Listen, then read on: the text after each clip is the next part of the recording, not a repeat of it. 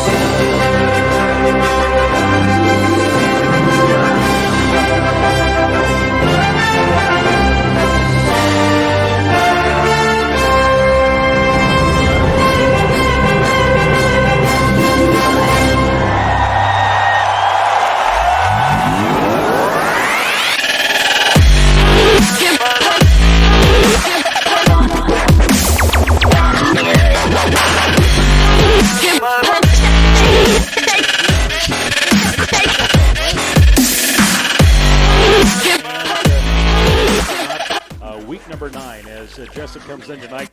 Record of 2-6 in the season, 0-4 in district play in Class 1A, and East Marshall, the Mustangs, also in Class 1A, 1-7 on the year. Still looking for that first win, also in district play. Nate Clayberg and Jason Pilcher as we are broadcasting from the Lorraine Sabres press box above the football track complex here in Jesup tonight. Jason, an important game. 2 wins last year. Can they get 3 into this year? That's what we're looking for. Yeah, exactly. We came close a couple times. One time at Northland. O-line was a pretty tough battle. We lost that one. So hopefully tonight, the boys can end the season with a win. It's a great night because it's senior night for cross country and football. So it'd be nice for those seniors, especially the football team, to go out on a win. Yeah, you look at across the board, and we're going to get to Jayhawks on the move here a little bit. A little delayed getting that done here this afternoon, so running through our, I wouldn't say a technical challenge, but as quick as the internet will go to get that uploaded, and Anthony getting a chance to upload that before he has to go down to the field. And as Laney Baugh will get honored down as a senior on that field here very shortly too. As they're set for that to happen here in about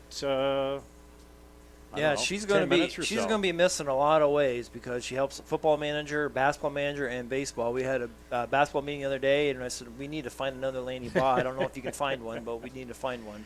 Well, as I asked on Jayhawks the Move, I said to Sauer, I go, does she have to take care of you as much as she has to take care of Joe? And he didn't really want to answer that question. It's probably a fair assumption that they both probably need a lot of help.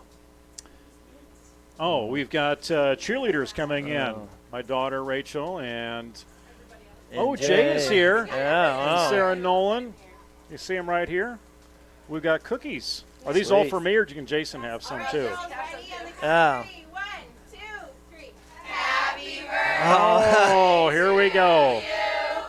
Happy birthday to you. Happy birthday, dear Nate. And Tanner. Happy birthday to you. Wow, thank you very much. What do we say tonight for Oh, yeah, those look like Susie Curry monster cookies. You are welcome. Yes. We appreciate it. Yes. Awesome. It's always eventful.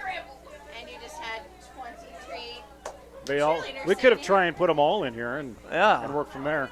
Well, I wasn't quite expecting that. That so was we a do nice have the time. surprise. Yeah. So, Anthony, if you're listening, looks like the video is loaded into the cloud. Just a matter of getting your system. If we can get some time to do that, might need to bust out of that as we go along. Birthday's Sunday. They went a couple days early. I know that you're getting close because I know we're celebrating a little bit tomorrow. But so then I'll big be closer. 45? I'll be closer to 90 then. Yeah, close to halfway to 90. Yep, look at that way. I guess once I get past that. So that was a nice surprise from the cheerleaders, and I was with them last week down in Iowa City, and it was a good thing on the bus. The speaker didn't work. Oh, so they sang. So they were not singing because the speaker didn't work. So the bus sound system wasn't good enough for them. So that was fine. Yeah. That was fine with me.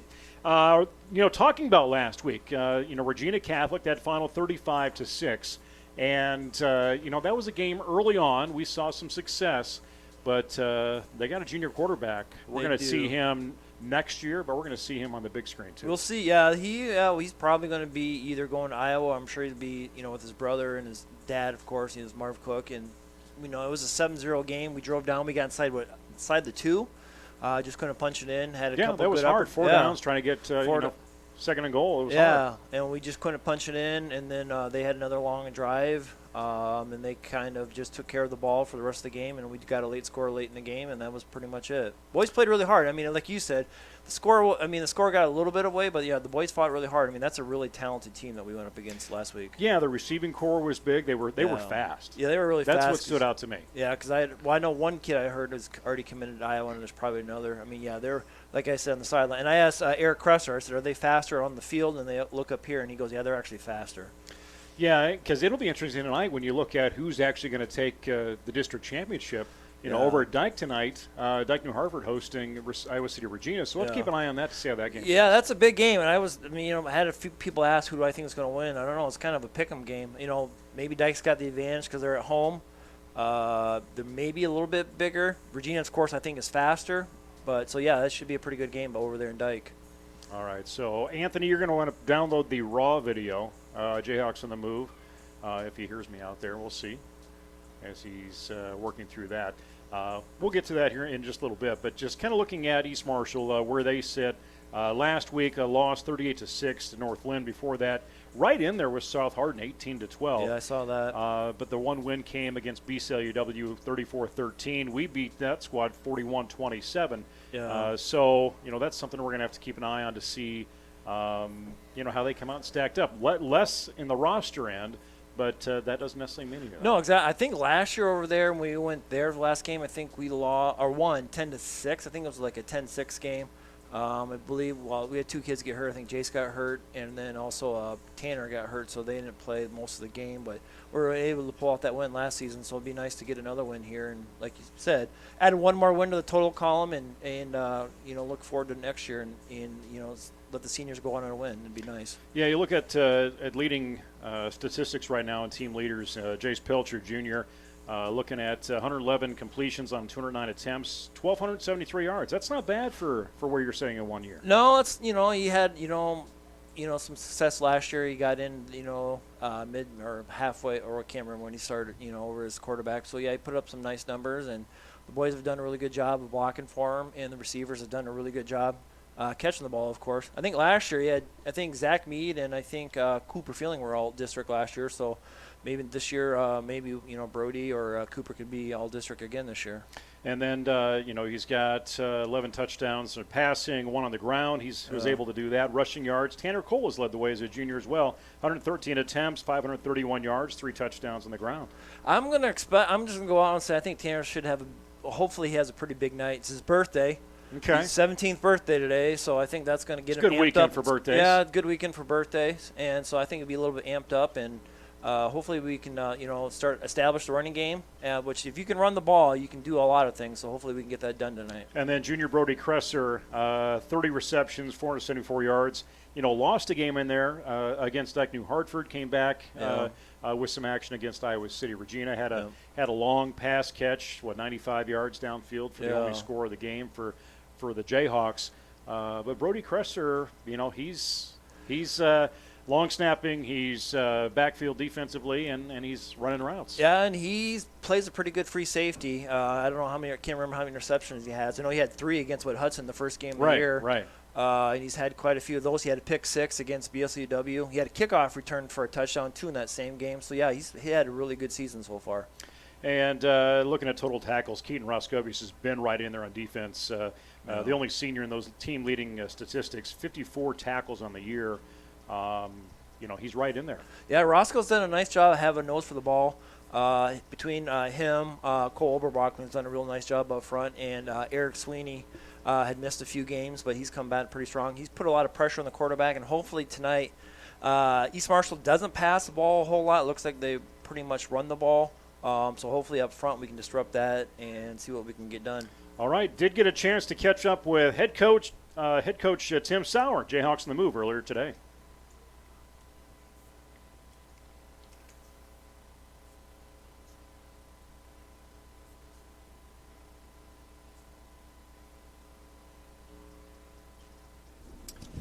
All right, Jayhawks on the move. We are set for the last game of the regular season.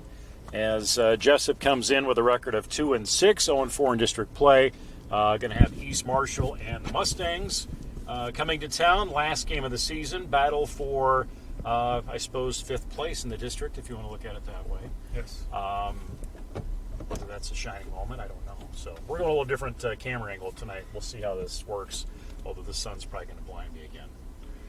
Maybe a little bit different from last week. So anyway, we're going to rewind back to the last couple of weeks have been a challenge just from the opponents that you faced. But I feel like there's things that happen in the games that you can just see the opportunities of where this team is going as you don't quite look past this game, but where some things could go for Jesup football after that loss last week at Iowa City, Regina, or Regina Catholic, depending on who you're at. Right.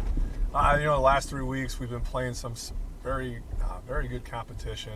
3 teams that are ranked in the top 15 in Class 1A football, and it's a great measuring stick. Anywhere from scrimmaging against Waterloo, Columbus to Northland to Dyke and Iowa City, Regina, and it's great to be able to have our kids come out and play, and like I said, use it as a measuring stick and see where we're at in comparison to those programs that have had some sustainable success, such as Dyke, New Hartford, and Iowa City, Regina. Yeah, let's look at Friday night. You go down to Iowa City, Regina, and you come out there, and you've got the banners in that end zone that show the championships, and it's a nice setup they have and the history they have. Was that discussed at all going into that? Just that type of backdrop, that type of tradition that they have there, coming into that environment. You discussed that?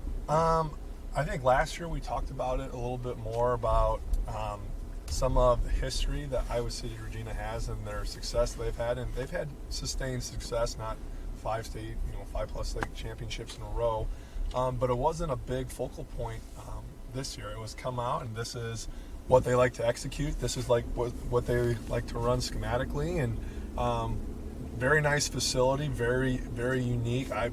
We had a lot of kids talking about how it's very similar to the mini Rose Bowl, like how West Branch has it, and just another, if you want to cross it off your bucket list, another facility that you get to play at in the state of Iowa, and it was really cool. In that game, final score 35-6.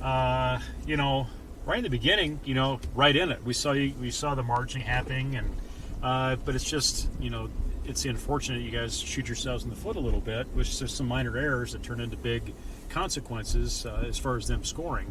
How do you go back and review that? How do you even the game, trying to keep everybody positive, but building on that to just keep moving forward and also into the next game? It's really tough. At the end of the first quarter, I believe it was 7-0, and it's one of those where they're a team that's had the type of success and their ability to score. It's like, hey, we're right where we plan on us being. We had an opportunity to march the football down to start off the game after they scored. Here, just a minute. I think you can walk faster than that. So. How's your toe? It hurts still. I bet. Yeah. Sorry. We have to stop and talk to Jace's mom. Sorry. We're recording. See ya. So, Jace's mom out walking their dog. So, Jason, you'll be glad to know that's taking place, because I'm sure that's not your job. Anyway, I guess continuing on what you were talking about. Yeah, and it's unfortunately when with any team, sometimes when it starts off as a small little snowflake and then it can snowball into something a lot bigger. And a situation like that in the second quarter is we had some errors that happened, just like in any Friday night game in the state of Iowa or across the United States, and it seemed like it just kind of snowballed into something small, and it ended up being really big. So it was an unfortunate series of events for us, and come out and competed the second half and held them scoreless for the rest of the game. And there's some good things for us to be able to build off of that and continue to build into this week of East Marshall. So got 2 wins, matching the total you had last year. Opportunity to come in tonight. We'll talk about We'll talk about East Marshall here in just a few minutes. But talk about this season. Again, not getting through tonight. Almost through your second season as the head coach. You've got had some little changes in your staffing and maybe in the way some things are operated. But let's just reflect a little bit. We talked a little bit before we recorded, but what have you seen that really has gone well this season for the Jayhawks? We have made on and off the field. On and off the field, we've made some changes from how we train in the jack, and I've briefly mentioned that in prior episodes. Changed the way we practice from the length and looking at how long certain periods are to other aspects. And you see this a lot on Twitter or Facebook, any other social media site. But guys cleaning up after themselves, taking care of the locker room. Taking care of the bus ride home, especially last week, and all the trash is picked up and there's not food or anything else all over the place, and definitely trending in the right direction with how kids are being responsible for themselves when they're on the game field, the practice field, but also for other spots as well, whether that's on the bus, the locker room, or picking up trash on their way to class as well. Well, what does that mean? And it's hard to quantify that. You can quantify, a score on the scoreboard or a record in the record book.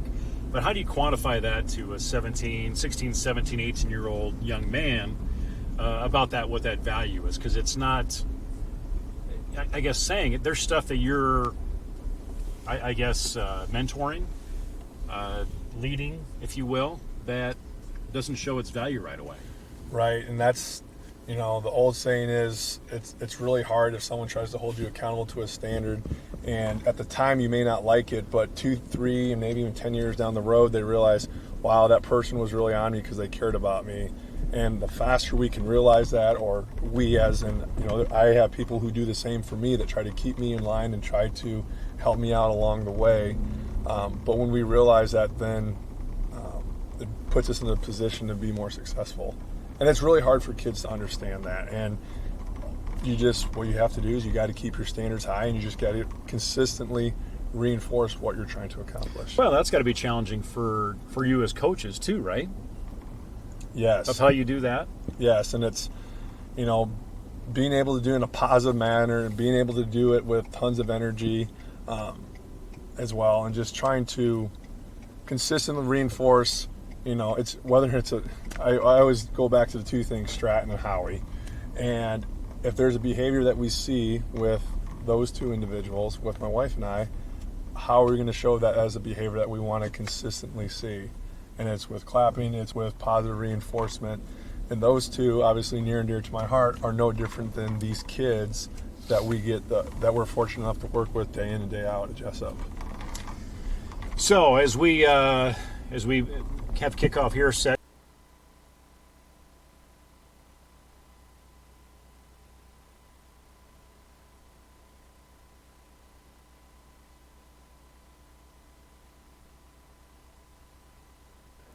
This is the Jayhawk Sports Network from Heartland Technology.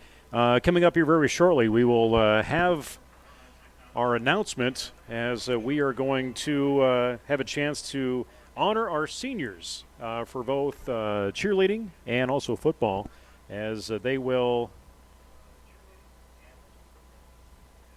get honored with their parents, as they'll come across our screen and in front of our cameras. You see the football players lined up there just south side of that 20-yard line, ready to go here very shortly as that clock will get to 20. But quite a fair amount of football seniors as you see out there, along with the cheerleaders, as we'll get a chance to see them very shortly.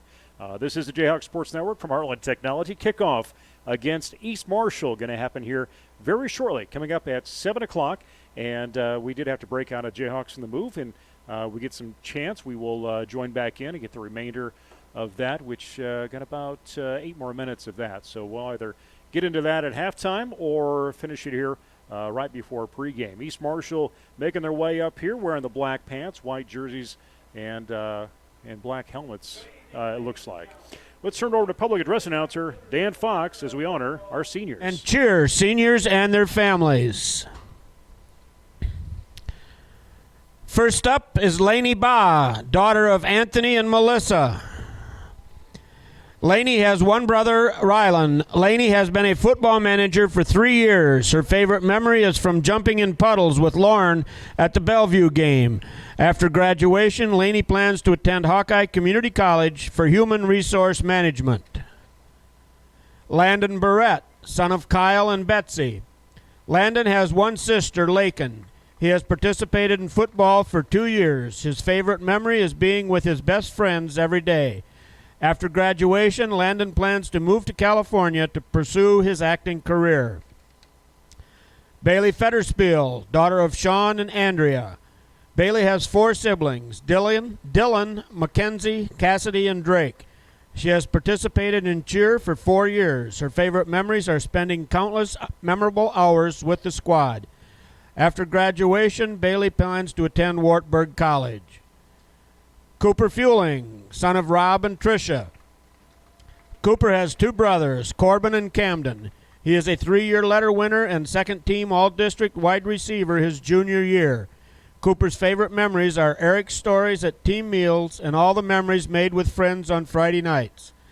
After graduation, Cooper plans to major in health management and human physiology and pre-physical therapy at either Clark College or the University of Iowa. Kennedy Gaplin, daughter of Jess and Susie. Kennedy has one brother, Bailey. She has participated in cheer for 2 years. Her favorite memories are putting up new stunts and trying new things. After graduation, Kennedy plans to attend the University of Iowa. Joe Geritano, son of Mike and Dawn. Joe has one sister, Michaela. He has participated in football for 4 years. His favorite memory was when Derek Weisenkamp had a punt that Joe stopped on the 1-yard line against North Lynn. After graduation, Joe plans to join the Air Force. Nick Gutierrez, son of Laris Urban and Carlos Gutierrez. Nick has 2 siblings, Miles Urban and Angelica Perez. This is Nick's first year participating in football. His favorite memory is playing on defense. After graduation, Nick plans to major in aerospace engineering in college. Chloe Hartley, daughter of Chad and Tammy. Chloe has 3 sisters, Claire Hartley and Emma and Abby Lingenfelter. She has participated in cheer for 4 years and claims a state title and record holder for the fastest cheer. Her favorite memories include when she spit Dr. Pepper all over the couch at Jordan's sleepover. Sorry, Shannon. And when she and Rochelle borrowed Mr. Sauer's speaker for the Regina bus ride without permission. Sorry, Sauer. After graduation, Chloe plans to attend the University of Iowa to major in chemistry and biology with a minor in dance. Courtney Kaufman, daughter of Randy and Gloria. Courtney has 4 siblings, Melissa Graveman, Ryan, Kayla, and Brandon Kaufman. She has participated in cheer for 2 years. Her favorite memories are jamming out to music on the bus rides and team bonding, dancing, and laughing. After graduation, Courtney plans to complete her year-long study through the Faith Baptist Bible College. Zoe Miller, daughter of Tammy and Jay. Daughter of Tommy and Jay. Zoe has one brother, Jack. Zoe has participated in cheer for 3 years. Her favorite memory is commentating on the games in British accents with the other cheerleaders. After graduation, Zoe plans to attend Iowa State University to study diet and exercise. Cole Oberbrockling, son of Keith Oberbrockling and Daniel Skinner. Kevin Oberbrockling and Danielle Skinner. Cole has 3 sisters, Cassidy, Kylie, and Kenzie. He is a 3-year letter winner and all-district honorable mention his junior year. His favorite memories are battling in the trenches with the boys. After graduation, Cole plans to attend college for construction. Haley Ritker, daughter of Missy Clark and Dan Ritker. Haley has 2 siblings, Daniel and Allison. She has participated on cheer for 3 years. Her favorite memories are the bus rides. After graduation, Haley plans to go to college for nursing. Keaton Roscovius, son of Jesse and Molly Roscovius. Keaton has 2 sisters, Megan and Ensley. He is a 3-year letter winner. His favorite memories come from after away games. After graduation, Keaton plans to get his doctorate from Harvard University. Zoe Rottinghouse, daughter of Keith and Jane. Zoe has 5 siblings, Nicole, Scott, Doug, and Ashley, and Angelo. She has participated in cheer for 3 years. Her favorite memory is running around in an inflatable dinosaur costume during the Olwine game and making Sarah almost pee her pants from laughing. After graduation, Zoe plans to attend Briarcliff University and major in environmental science. Jordan Riordan, daughter of Kelly Riordan and Nick and Shannon Riordan. Jordan has 6 siblings: Caitlin, Carson, Gavin, Landon, Breckland, and Ireland. She has participated in cheer for 2 years and claims to hold the school record for 57 back handsprings. Her favorite memory is having a solo performance during the stunt routine. After graduation, Jordan plans to attend the University of Iowa and major in psychology. Kristen Sadler, daughter of Ron and Brenda. Kristen has 2 brothers, Brian and Nicholas. She has been a football manager for 2 years. Red Bull's favorite memory is pouring water on Coach Schutte after the game on his birthday her junior year. After graduation, Kristen will attend Upper Iowa University, where she will major in elementary education and play softball. Nicholas Swanson, son of Jason Swanson and Arissa Payton. Nick has 5 siblings: Alyssa, Drake, Iana, Maya, and Avery. This is his first year participating in football. His favorite memory is being with the boys. After graduation, Nick plans to go to college. Eric Sweeney, son of James and Katie. Eric has 3 siblings: Luke, Joel, and Anna. He is a 2-year letter winner. His favorite memory is when Herman pancaked Novak twice. After graduation, Eric plans to attend Kirkwood for a year and then a 4-year college for sports management. Luke Van Brockland, son of Brian and Christy. Luke has 2 brothers, Cole and Carter. He is a 2-year letter winner. His favorite memory comes from his junior year when the team got their first win of the season. After graduation, Luke plans to join the Air Force and then attend the University of Dubuque to become a pilot. Taylor Wilson, daughter of Amber Wilson, Aaron Rourke, and Travis and Haley Wilson. Taylor has 2 siblings, Braden and Brenix. Taylor has participated in cheer for 1 year. Her favorite memory is when they watched movies and ate pizza in their PJs before the homecoming game. After graduation, Taylor plans to attend college for culinary arts. Please give a round of applause to our seniors and their families for their dedication to Jesup Athletics. Thank you all. All right, get a chance to honor our seniors from both cheer and also a chance to honor our football players, of course, tonight here in Jesup. Let's continue on as we get the end of Jayhawks on the Move. For 7 o'clock tonight, it is also senior night. Yes, sir. So there's been some kids pretty important to the program and the school. Talk through that. Talk through the seniors, some that have seen more action on the field than others, but all have contributed in one fashion or another. We have several seniors. Everybody has a role, and like you said previously, some have a bigger role than others do. We have a couple of kids who haven't been out before, whether that's Nick Gutierrez, who's someone who has been able to help us out and give us stellar practice reps. We have Nick Swanson, who been playing a little wide receiver from us and has been able to help us out during practice, but has been helping out with our punting duty as well.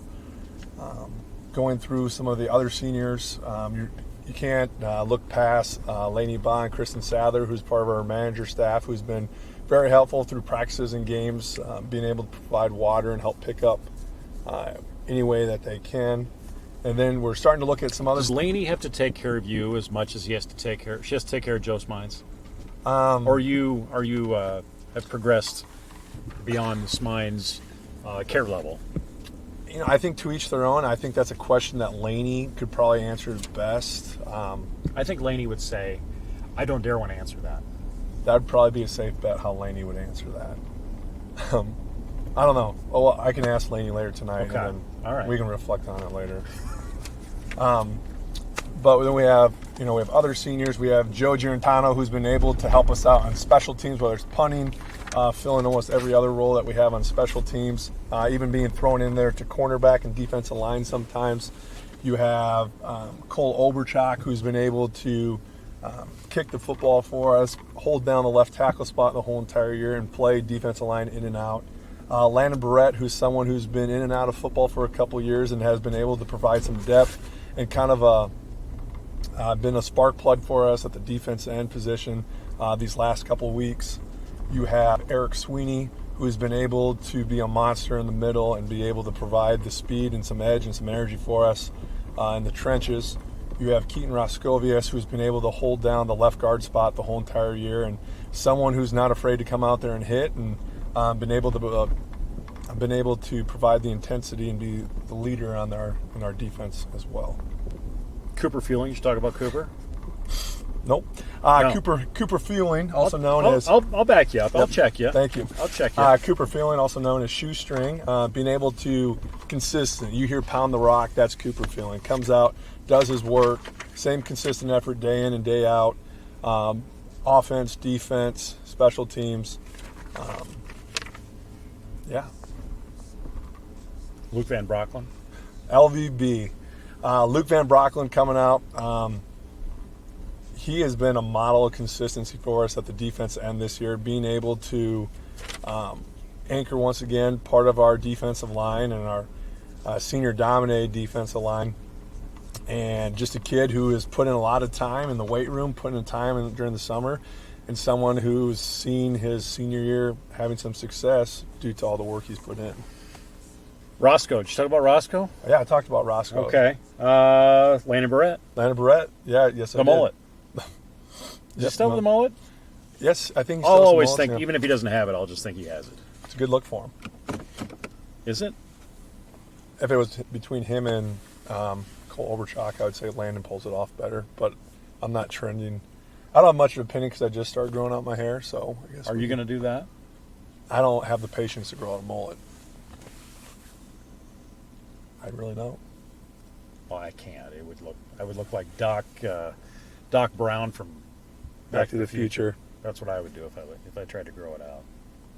Might even talk like him too. Did they have to make Back to the Future 3? They did make. Well, did they have to? Did they? I know they made one. Did they have to though? Because he went to the future. No, I just think because the third one's awful. Do you know who likes Back to the Future? It's Mines. That's one of his favorite Well, movies. I can see that. The third one was better than the second one, in my opinion. To each their own. Tonight, East Marshall. It was a win last year down at their place. Last game of the season, they come up here. They are still looking for. You're both looking for that district win. They're looking for the second one. What do you think? What do they look like coming in? They've had some struggles too offensively. You know, they're a team that likes to run the football. They've got some road graders up front, so they want to control the line of scrimmage and control the time of possession. Defensively, they want to stop the run and make you pass. And, they run, like I said, a very run-oriented offense, and they have a couple looks out at formation-wise, and they would just want to line up and try to use their guys, and they believe that they can beat you. They can run their offense better than you can stop it. So it'd be a great opportunity for us to come out and ball out on senior night and use our team speed that we have to be able to bottle up the run and defend when they have the opportunity to pass and come out and use our speed. So what is the charge you're going to give to these guys as they come out of the locker room, ready to storm the field, or as you're breaking out? What's really that charge that you're talking to them about, or maybe you're still working through what that exactly is going to be? You know, I have some ideas in my head, but it usually just kind of clicks as I'm walking up to break the guys down. The three things I always tell them though is I tell them, have fun, be safe, and I love you guys, and come out and ball out. Those are the three things the absolutes I tell them every single game. Other than that, everything else is just kind of on the table. So how much do you work through the game of, you're the chief energy officer, and being the head guy, you've got that role too now. Compared to when you're assistant, you can maybe focus more on some of that stuff. How do you maintain that? How do you continue to be aware of when you need to get these guys going if you don't have those guys on the sideline doing that? I would say awareness. Before you'd say that, I'd say the biggest thing would be able to delegate to other players and incorporate that into their role on Friday nights. But yeah, sometimes it's as simple as, hey, we got the call in, we got lined up. Now I got to, whether it's try to single to the ground, get up and get going, or nicely tell the cheerleaders to, hey, keep it up, keep them going, and so we can come out and perform on Friday. 7 o'clock kickoff. We have senior night coming up here very, very shortly. That'll be happening, I think, at 6:45 or something like that on the Jayhawk Sports Network. You can follow on YouTube now, Facebook Live you can watch, and also local cable channel 400. And we're going to talk to head coach Nick Green, cross country. Had a lot of success yesterday. We're going to have Kyle Rottinghouse as well as Amanda Treptow come up, and we'll visit between the first and second quarters. So that'll be fun to see.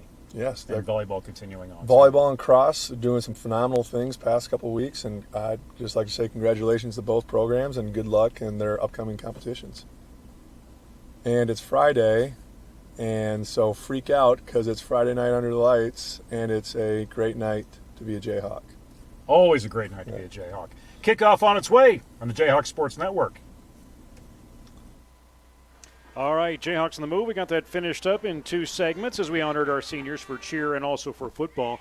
This is the Jayhawk Sports Network from Heartland Technology, and anthem's been played. We apologize, not able to get the band who's down in front getting the fight song blared out as we kick off our 9th game of this season in our 4th year of doing this up here. So it's your 2nd season under your belt. Second or third? So, well, Second. let's go 2.5. 2.5. Right? Yeah, I can't remember. Yeah, I think it's been 2 years. So. Yeah, Luke kind of waned in there. Yeah. At one point, deciding what his priorities in life actually were. Living in a camper. Yeah, I think he's still trying to determine that. Yeah. So we will kick off here again very shortly. East Marshall Mustangs coming up. 1-7 overall. The Mustangs. Jesup at 2-6 overall. Didn't talk about their team leaders. They got a freshman quarterback, Bo Lee. 10 completions off of 20 attempts, 183 yards, 2 touchdowns. Ground attack, almost 400 yards for Sam Banstra. Ethan Espenscheid, 119 yards on receiving. And Sam Banstra, who's also the rushing leader, is also leading them in tackles. So not high stats, but, you've got some young guys out there, too. Yeah, I looked. They don't have that many different touchdowns, or they're not that less in touchdowns than us for the season. So, their stats might be a little bit lower than ours. But as far as for scoring, I don't think they're that far behind us. Hopefully, the boys come out ready to play and take care of the ball and have some fun and come out with a Jayhawk victory. So if you're joining us, maybe you're watching on local cable channel 400 or on Facebook Live, or even on YouTube. That's an option now as you're going along. And if you're one of those people out there thinking of cutting the cord on Jesup Cable, they're all right with that. They're all right with that. They're not going to be upset. No. But they invite you to check it out and put it up on YouTube or YouTube app on the Roku or whatever, your Apple or your Chromecast or whatever. If you need someone to teach you how to do that, call Anthony Baugh at Heartland Technology, and he'll be glad to come over and give you at least a 3-hour tutorial. Here's his cell phone number. We'll flash across the screen. Give him a day call. Or night, 24/7. He's ready to come over and be your service guy. Yeah. On cable. Oh, he's saying no. Contact Tony Lang. He won't come over. He'll delegate somebody else to come over. Yeah, he'll make it happen. Down at Heartland Technology. We appreciate this, and I saw a post from Zach Knutson that he posted 4 years ago. It was after we had the big win over Dyke New Hartford. Yeah. That carried us into the playoffs that year. This is cool to be able to offer this service that Heartland Technology started. And show games, and now it's kind of spread where we go. It's almost we'll get messages on a road game. Hey, is it on? Is it on? Yeah, exactly. And then a lot of teams that can't travel, or they have people that can't. The visiting team, they'll look it up, and they make a lot of nice comments, and they have family members watch the game. So we are set to go as kickoff is happening. And East Marshall kicks things off, and to Roscoe. There goes Roscoe. He will get that ball and jump across the 35. Yeah, kind of got tripped up a little bit. I don't know if he quite realized where he's at, but hey, we're almost to midfield almost, so good start. So Jesup will start on downs. They'll be covering and defending that north end zone. And there is no wind right now. As you look at the flagpole down towards the south and where the scoreboard is. No, it's a great night for high school football across the state. For the last few Fridays have been kind of cold, but tonight's a really great night. 1st and 10. That ball placed at the 35-yard line as we are set to go here for high school football.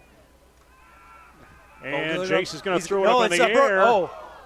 Or Brody it was threw it Brody, up in the reverse air. pass. Yeah, he had the step on him. Just Brady didn't quite see the ball. Nice play right off the bat. Yeah, he was running out there, and he was out there. he wasn't slowing down, or he No. didn't see that in the lights, or No, whatever it yeah. happened to be. Yeah. No, kind of threw him off guard and a little reverse pass. So set up second down and 10. You got one to the right. Go ahead and put Cooper into motion. Holds that block, and Tanner's going to take it about 3 or 4 yards. Yeah, the birthday boy with a 3-yard gain.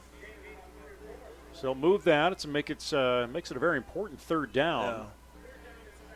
Yeah. And waiting for the call from the sideline to come in. Matson and Stevens down with the headsets on, hearing the plays calling in from the booth from Steve Schmidt, offensive coordinator, just opposite where we are. And Lorraine Sabres press box here in Jesup, third down. Underway in Jesup against East Marshall. Pilcher's going to come near side, just out of the reach. Jarrett, yeah. Delagardelle can't get his hands on it. Fourth down, and what are they going to do? Looks like they're going to punt. Yeah, they're so bringing Nick Swanson will come in. Senior.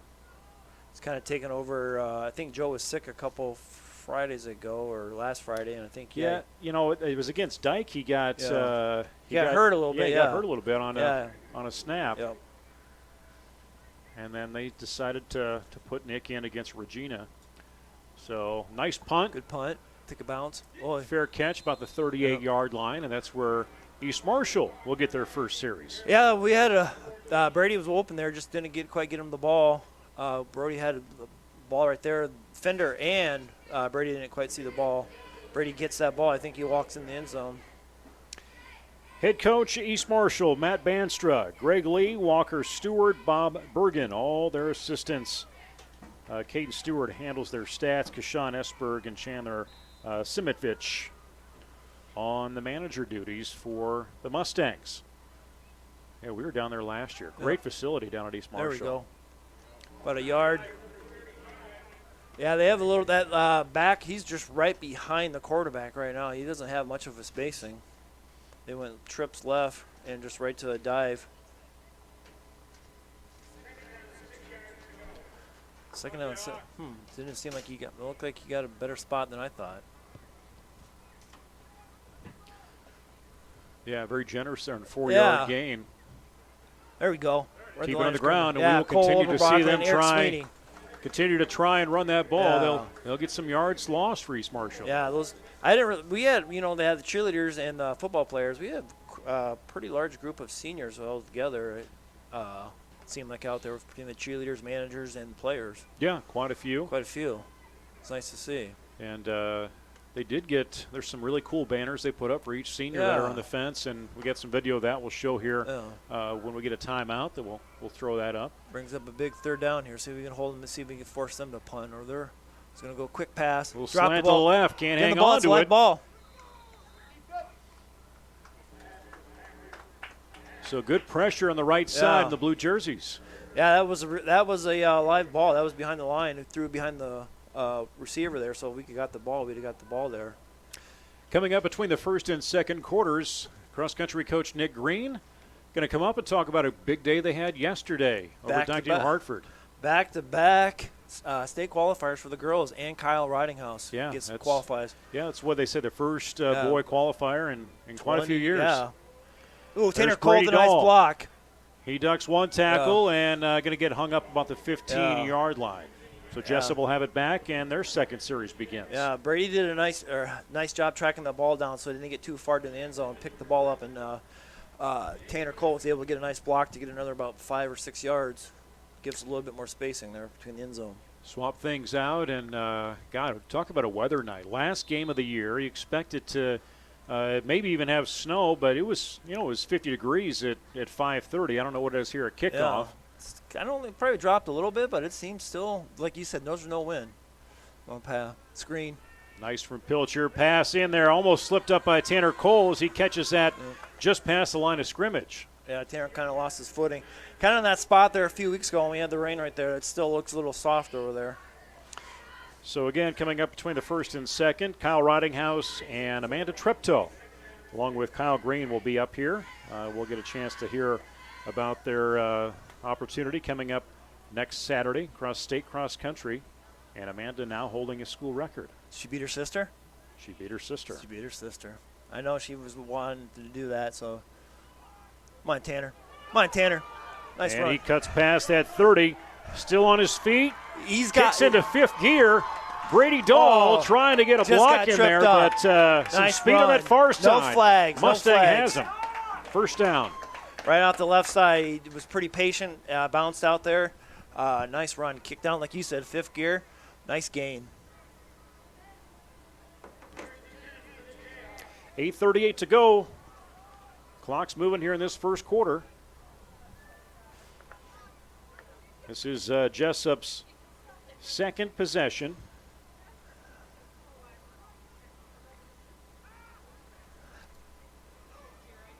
And Jarrett's going to find the number and find the sideline. Nice. Picks up around. Chloe, you might be past the first down. It was right at the marker. Good 10-yard gain on that pass. Pretty close. Freshman Bo Lee. Give him credit for stopping that play defensively. About a yard short.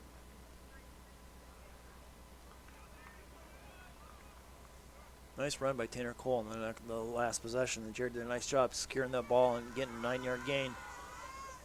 Trips to the left. Brady Dahl to the right. And they're going to run it. Tanner Cole cuts nice left. Cut. Going north-south. And he's going to be down. just shy of the 10-yard line. But, yeah, does get that first down. Yeah. Like you said in the pregame, if you can run the ball, it opens up everything up. So it's a nice thing to see Tanner and Jared, that they can establish the running game, the guys up front.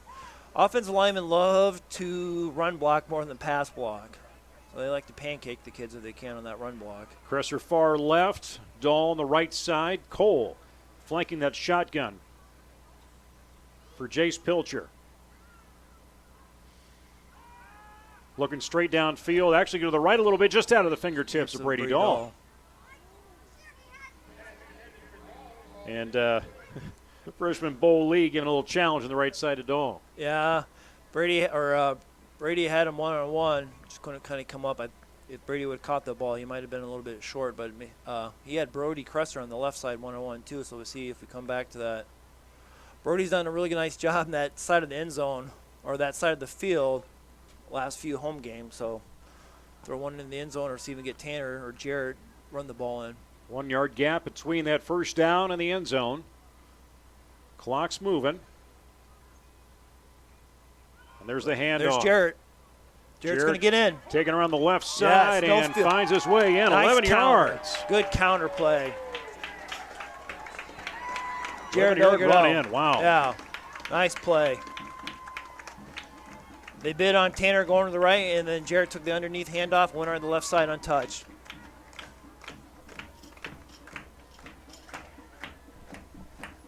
Six points up on the board. And it's such a good feeling to get that first touchdown on the board.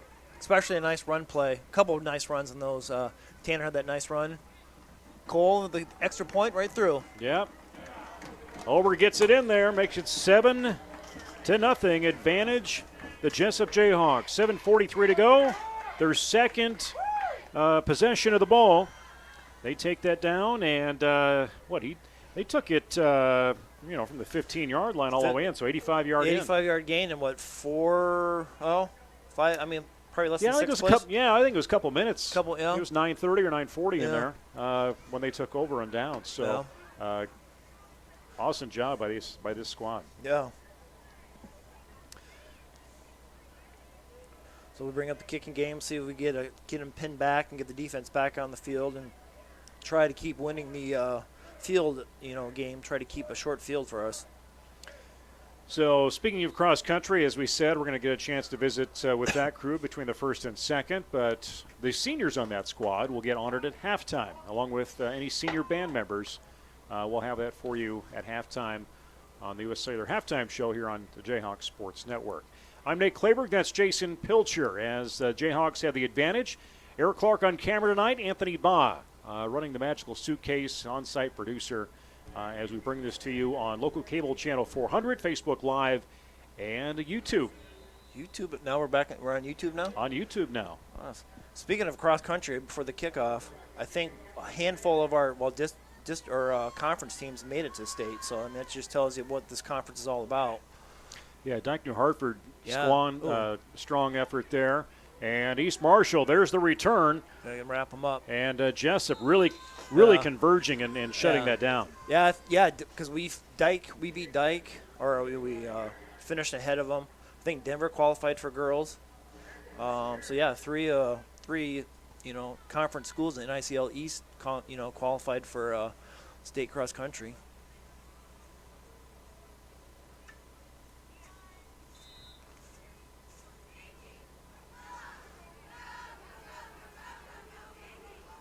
Going stacking three running backs right in a row. Quick pitch out. There we don't let him get out. All right, can he get outside that number? No. Good pursuit. Strung it out pretty good. Cole Oberbach was over there, and Landon Barrett and Brody Crusher came up.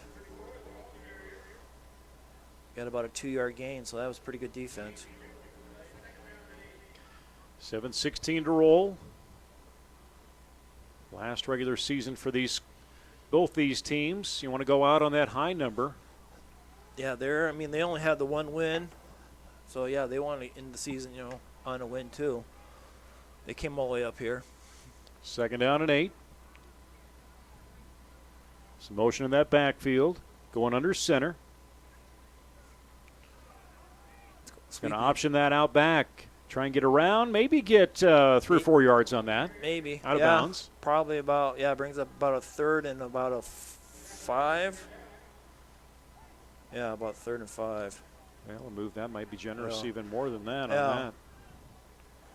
Spot then at the 41-yard line.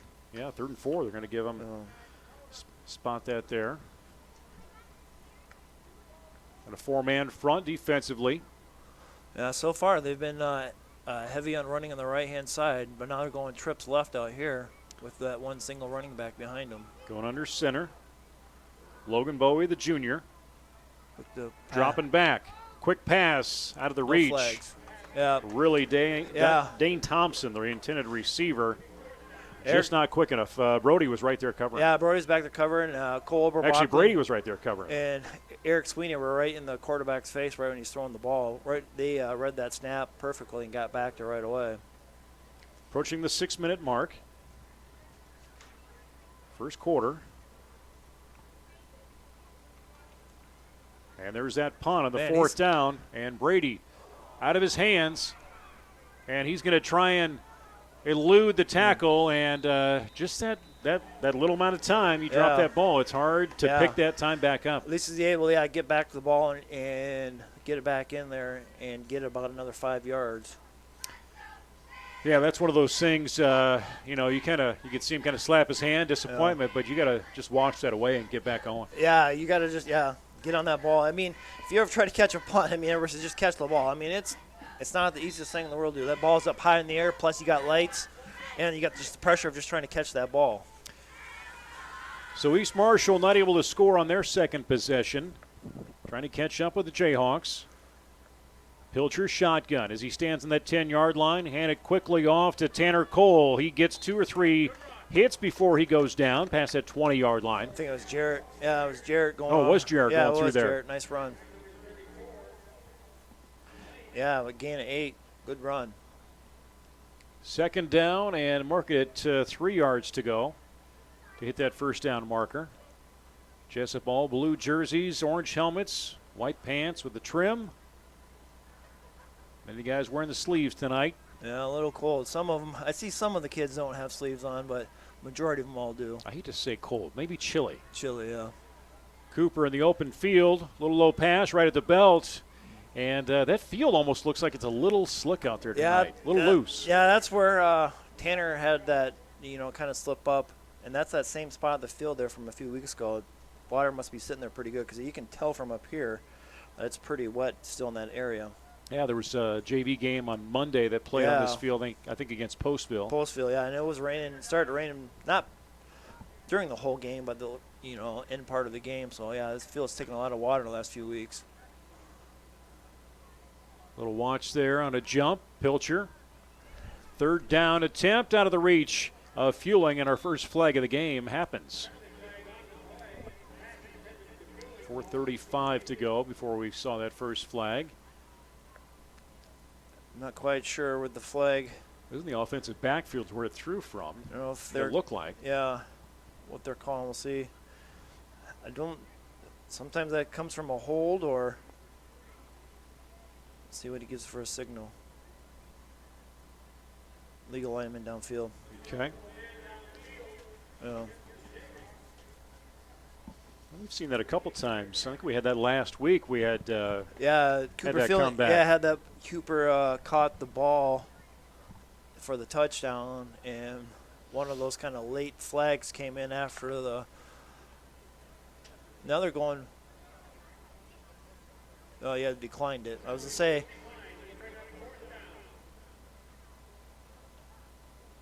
So yeah, we're gonna punt again.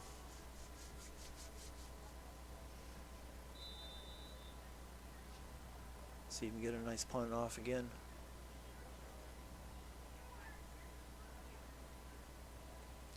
Set to snap that.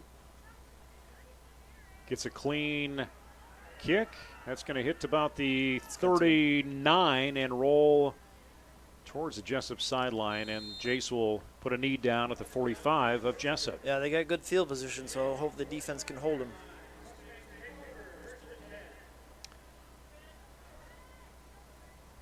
Looking for my list of the officials that Joe had sent me earlier in the week, just so we get a chance to acknowledge who's on the field. Not that we want to blame anybody if we have to, right? No, that would never happen. John Morgan, Mike Pond, Dylan Pond, Kyle Telecki, and Joel Murphy. All black and white tonight on the field. And great defensive stop by Jesup, just pushing them back. They'll lose some yards there based on. Actually, no, they're not going to be as generous. I think, Ford Gain is going to say when we pushed them back, he got maybe just right across the line of scrimmage with the ball. They called a timeout already. 4:13 to go in the first quarter. A lot of seniors we honored, and there were some nice banners that I got a chance to check out earlier, and here's what those look like, and kind of scanning through all the seniors, and I know there was kind of a call here in the last couple of weeks for these types of things, because there's the volleyball players.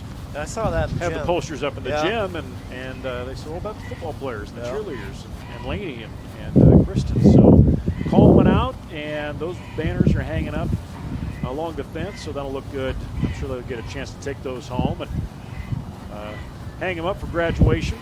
Exactly. Those are really nice pictures. Can't quite fold it up and put it in the wall, though. No, That's something you want to do.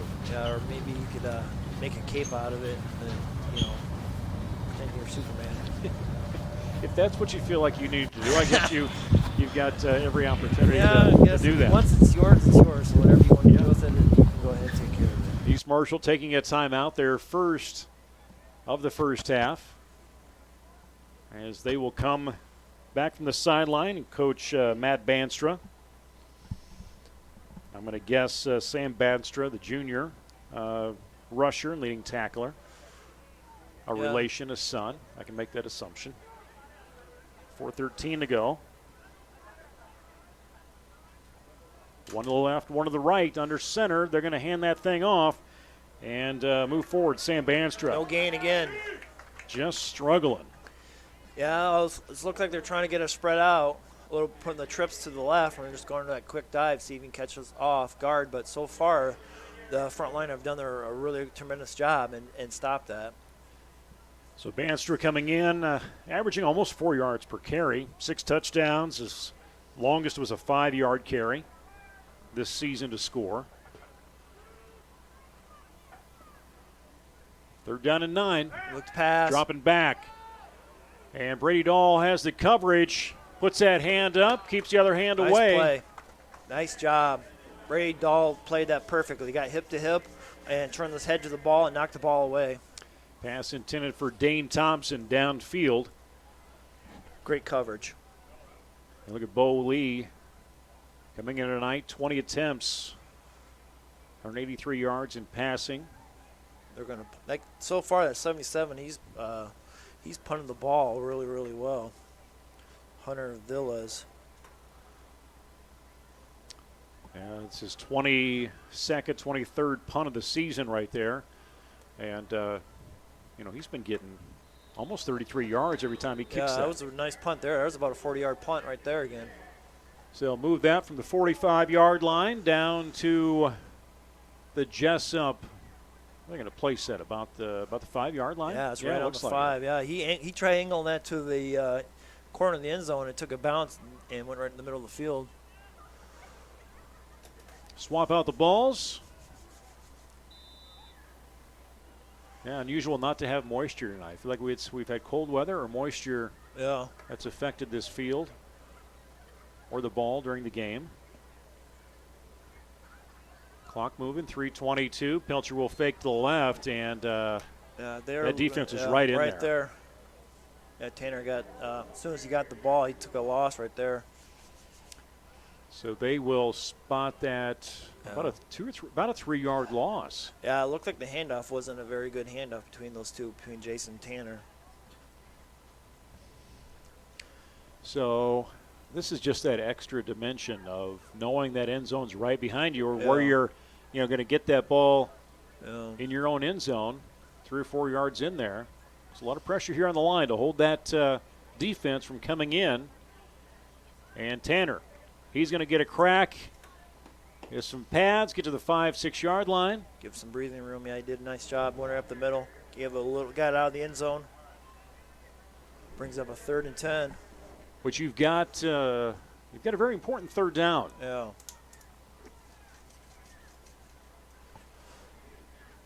So far, their punter's played. I mean, I don't say he's the most valuable player so far for him, but he's done a really good job about pinning us back.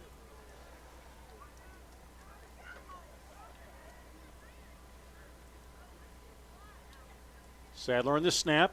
Here's Pilcher. He's going to roll right side, go downfield, looking for Brady Dahl. Yes. He's got him at the 40. Keep going, Brady. Trying to keep rolling. Does get into East First Marshall down. territory.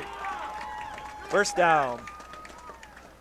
Good coverage, though, defensively for East Marshall. Yeah, he was there the whole time. Brady made a nice adjustment to the ball, went up and got the ball. Put us right at midfield. Yeah, give credit to Bo Lee on that tackle. He was with him the whole time. Yeah, Brady did a nice job seeing that ball in. Big pass, under 2 minutes to go. Be nice to see another score here before that 0 on the clock. Nick Sadler at center. Sophomore. Done a great job in that position. Pilcher almost gets tagged on the keeper. He'll go on his own, breaks 2 tackles, and then taken down on the play by Sam Banstra. Just shy of reaching that first down marker by about 3 yards.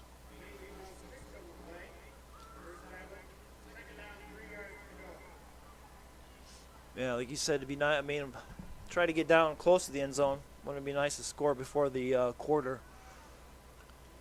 Go trips to the left, fueling Delagardelle and Cresser, I believe, down there at the far side. There's a snap. He's got Cooper. And Pilcher escapes the sack, gets past the line of scrimmage, but swung down. Does get maybe a yard or two on that. Maybe a yard or two. He picked up. At least he didn't take the sack and got back. Yeah, I don't know. Spot. It seemed like he got a little farther ahead, but avoided the sack. Yeah. Defense found a hole in that line. He had Cooper. If he could have got him the ball, Cooper had an underneath route coming.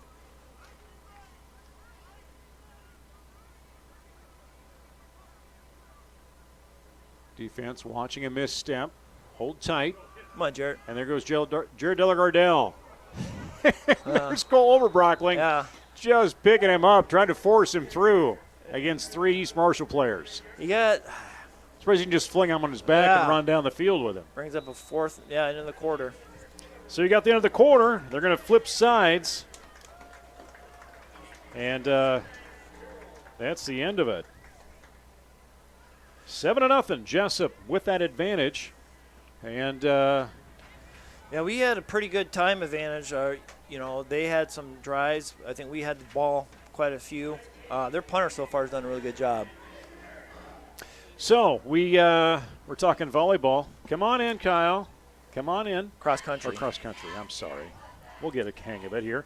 As cross country, I'll hand that to Coach. Let's turn the microphone up. Coach Nick Green in here right now as cross country big day over at Dyke New Hartford yesterday. Yeah, it was huge. Girls are going back to Fort Dodge for a second time, and Kyle qualified for a guy for the first time in quite some time at Jesup. So it was a really big night. Some PRs, lifetime best, season's best, and it was a good atmosphere. Dyke does a good job. Talk about a good night of run. Yeah. To run it. It right? was perfect. That's good weather. You get mid-40s, some dry ground, and it's going to be some fast times, and that's what we saw last night. So talk through what we're seeing here. We're going to get a chance to talk to a couple of your runners, but just overall, you're going back for the second time as a team. Yeah, we kind of did a breakdown on the whiteboard in the jack earlier and put all the numbers out there and showed everyone where we can project to be, where we're at right now, and it's looking good. Half the teams returned from last year, but half of them are new. They haven't been in a couple of years, so a lot of inexperienced runners where we can draw from our experience, and I think that's going to help us because state is a very wide-eyed experience. Sure, it's new sure. for a lot of people, but we've got some veterans now, and Mara's been there this will be her third time. Everyone else is 2 times. Zoe, her first time, but she's been state track a handful of times and high-level competitions there. So I think our experience is going to help us a lot. So let's hand the microphone to the second Treptow that's been up here. You've still got a couple more chances to beat your sister in talking right up here. But Amanda Treptow coming up. Congratulations, school record holder now. Yes, thank you. What does that talk about that? Was that a goal? Or was the goal to beat your sister? It was always kind of a goal. I just never thought I would get it this year. But it was just like a really exciting experience because Emily was such a great runner. So it's really great to follow in her footsteps. So talk about yesterday. What was your feeling going into, you're on that line, you're set to go. What was the feeling going through there where you knew things were really flowing for you? Could you kind of tell? Yeah, I was just really excited. I was talking to my teammates, and I was like, this is going to be a good race. We're all going to run really well. And it was just really fun and exciting. So here from Amanda Treptow and now Kyle Rottinghouse. He'll grab the microphone as he steps in. Kyle, Nick, 20 years, is that what we're saying? I've tried going back and finding someone that made it, and I haven't yet. The last record I have is one of our teams in, I think, 97 or 98. Then they were all a part of a team. I haven't found anyone as just an individual besides John Bergman in the early 90s. Okay, so Kyle. So it's been a while. There may have been someone, and I hope if someone out there knows of someone to let us know, but I have not found anyone. So if anybody is covering the archives of Jesup Cross Country over the years, the last time we've had a Jesup boy go on to stay for cross country, but now, Kyle, that's you. That boy. Yep. You go on the lore of that. So talk about the feeling coming in, because you're a freshman, right? Sophomore. Talk about this opportunity for you in cross country. I'm really excited about what I'm going to be able to do in future years, and it's just a great feeling. So going in, what is this week like? We'll hand that back over to Coach as we get through the weekend and into next week. Saturday over at Fort Dodge. But what's the week look like as far as you're getting ready? Tomorrow we're gonna head to Cedar Falls to Pfeiffer Park. We're gonna have our long run. We've done that quite a few Saturdays this year, and it's really helped kind of keep the ball rolling through the week. Get a long run in, kind of a second workout to this week. And then we're going to go get some pancakes and breakfast over at IHOP, some good food and hanging out together. Monday we'll have practice. The whole week we'll have practice. There'll be a couple workouts in there on Monday and Wednesday, and then light, easy days on Tuesday, Thursday, and Friday, and then heading out to Fort Dodge early Saturday morning. So what's going on the pancakes? So, Amanda, what's going to go on the pancakes? What are you going to put on your pancakes? I don't know. Do you have a particular one that you're going after? I get eggs. I'm not a pancake fan. She's not carbing up. No carbs. Come on, what do you got to do here, right? Okay, so no pancakes. She's going eggs. Kyle, pancakes? Blueberries. Blueberries on the pancakes. I'm a maniac for blueberries. Okay, is there a syrup then? Yes, maple syrup. Okay, maple Blueberries syrup and maple in. syrup. Yes. And about 6 slices of bacon. Sure. Sure, why We're not? not. The greasier the better. Grease the So, better. all right, we got to get a Jayhawk Sports Network selfie in here. So, Jason, you got to get in here as we go. Here we go. All right, awesome guys. Good job. Congratulations and good luck Good job, Coach. on Saturday.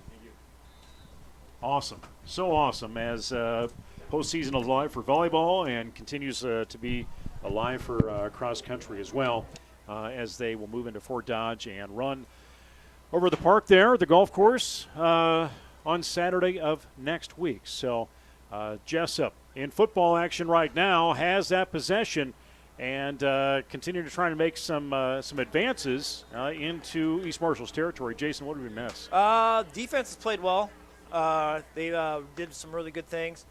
Offensively, I would say we're being a little bit slow, but we're moving the ball. We just need to score. We're getting close. We had a 4th and 2, and then we had a false start, so backed us up. Or 3rd and 2, backed us up. So then we punted. Defense played really well, and Brady kind of muffed the punt, but he's able to get back on the ball. And Jarrett had a nice little gain right there on a little screen pass. Approaching the 10-minute mark. Again, cross-country head coach Nick Green, Amanda Treptow, school record holder now in cross-country for girls, and Kyle Rottinghouse making Tanner their way Cole, to nice stage catch. as Tanner Cole gets that catch, goes down about the 15-yard line. Did a nice job, turned around, caught the ball with 2 hands, and got about a 20-yard gain. Yeah, that cross-country team, Nick, Coach Green, and O'Connell, they've done a really nice job the last few years. That's a tough sell to get kids out there for cross-country and make it fun, and they seem to do a really good job at it. Well, just, the girls have been strong here for the last few years. Yeah. And, you got to give credit back to it's something that popped up in Facebook. I think it was 4 years ago. We were up here talking about, I think, sending Emily Treptow to cross-country because Rachel Dahl was coaching then. That's when things really started rolling for them. Drop pass about the 10-yard line. I think Cooper was thinking end zone. Came across. He had the guy in about 2 yards behind him. Cooper could turn the corner, could have made it into the, hopefully into the end zone. Play coming in, 2nd down and 10.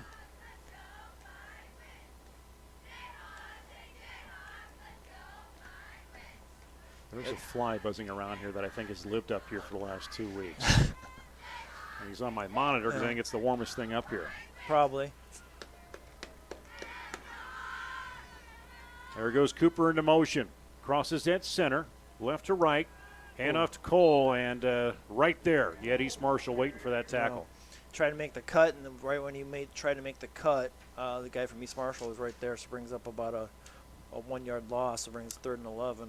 Leighton Cook, freshman, 235-11, right there waiting for him. It's a big kid for a freshman.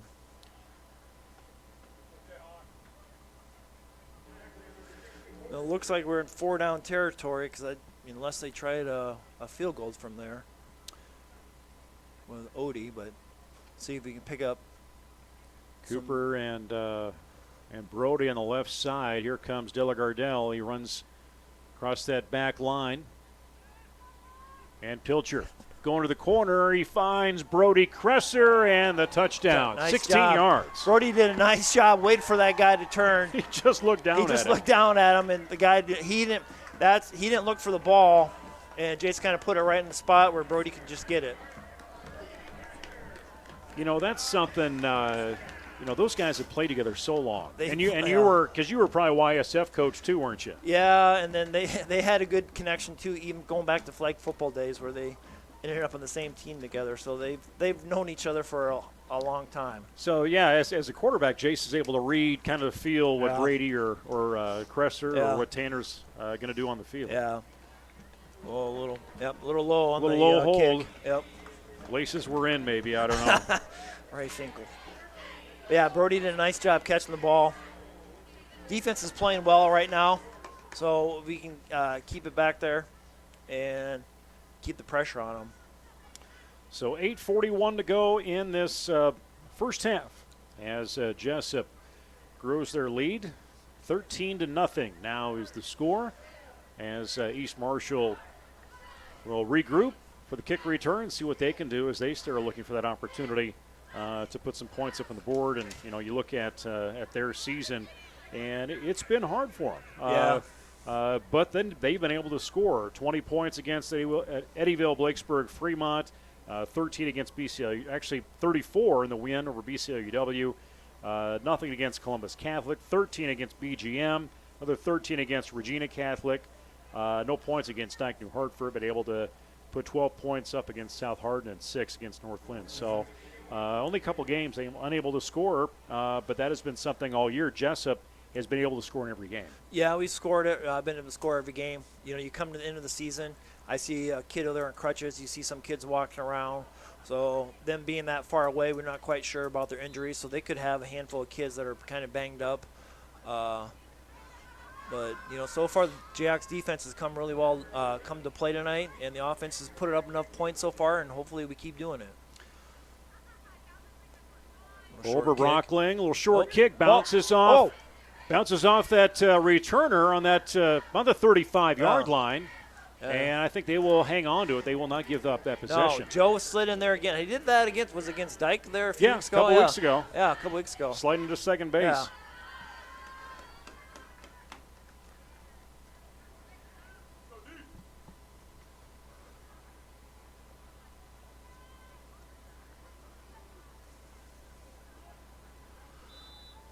See if the defense can dial it up. They're going back for that triple 3 backs in the backfield this time again.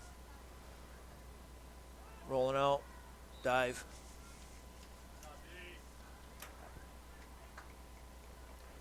Defensive line has done a really good job. They haven't, got past pretty much the linebackers, probably 5 or 6 yards down the field. The defensive line has done a really great job up front. They'll bring that play in, come out of that huddle. We've seen quite a few teams this year go to that huddle offense and under center. It's kind of one of those things now. I don't say it's weird to see. You just don't see too many teams doing that anymore.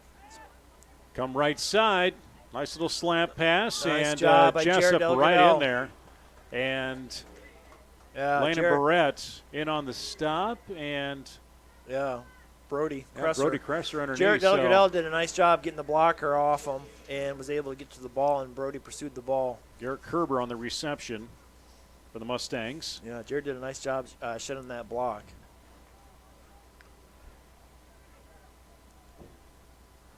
Landon had a nice little hit from that left side. He's playing that left end on the defense. Got a 5-man front. Cresser and Dahl going to move up in the left side in that backfield. Yeah, that trips right. He's looking to pass, screen. And lose that coverage, Cresser. Oh. Yeah, that's a tough read on defense. You know, I saw them moving up. I'm like, okay, are they watching that left side? Yeah. Cooper and I'm not quite sure having the left side. We kind of let the guy go without being touched. The quarterback did a nice read. So they are going to get a first down. That's been hard for them to get this game. East Marshall. Yeah, the first down of the night. Well, there may have been another one in there. I think they before. did.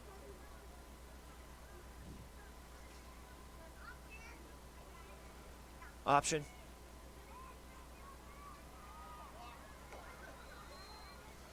Yeah, the pitchman, we got to get out. We got him outside. We got to get that containment. We can't let the pitchman get outside. We did a nice job getting the quarterback. We got to make sure that we get to the pitchman and don't let him get the ball pitched out. Timeout, Jayhawks. So Jesup going to get their chance to regroup, and that's probably something they need right now, Jason. Yeah, you know, the Mustangs, right? They're the Mustangs? East Marshall, They've done a nice job the last couple plays. We need to regroup, kind of get our focus back, and dial up that defense back up again. Kind of a misread on our part, letting the guy go on that left side. And then we didn't do a good job of containment on the pitch man on that option.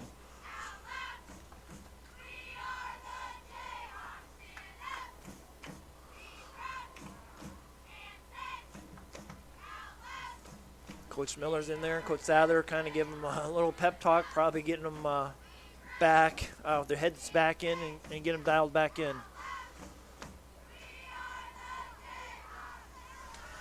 All right, appreciate everybody joining us on the Jayhawk Sports Network from Heartland Technology.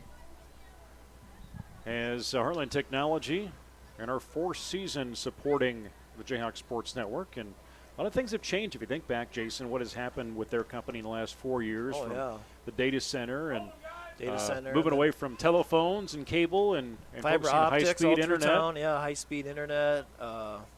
Everything that's coming with you and the CAPS program has really, really been a really great thing the last 4 years. Yeah, give credit to Allison Kitch Ball! and Paul Ray for pushing we got that. It. Ball is I think loose. So. Yep, still going there. Still on the ground. Yeah, I think we got it. And Brady Dahl saying, yeah, we do. Let's point it north. Yep. Couldn't tell who. Yeah, Jared Deladell came up with the ball. So he's pretty excited about that.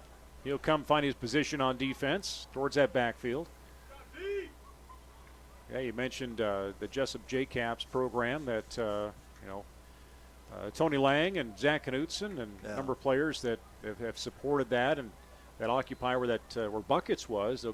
That'll be the phone company or Heartland Technology acquiring that building. They have a co-working space in their marketing department, and that's where JCAPS will house. So a lot of students trying to get in that for this semester and also into next year. Yeah, that's going to be a really good program for our school and the kids and the parents and just the whole community. Yeah, excited for Allison Kitch to take that on. 6:38. There's a low snap. Little flick out left side. Here comes Jella Gardell, and Jarrett's going to get flung down to about the 25-yard line. Yeah, we went back on their what they play they did, but they did a nice job with the pitch man, so we got right to the line of scrimmage.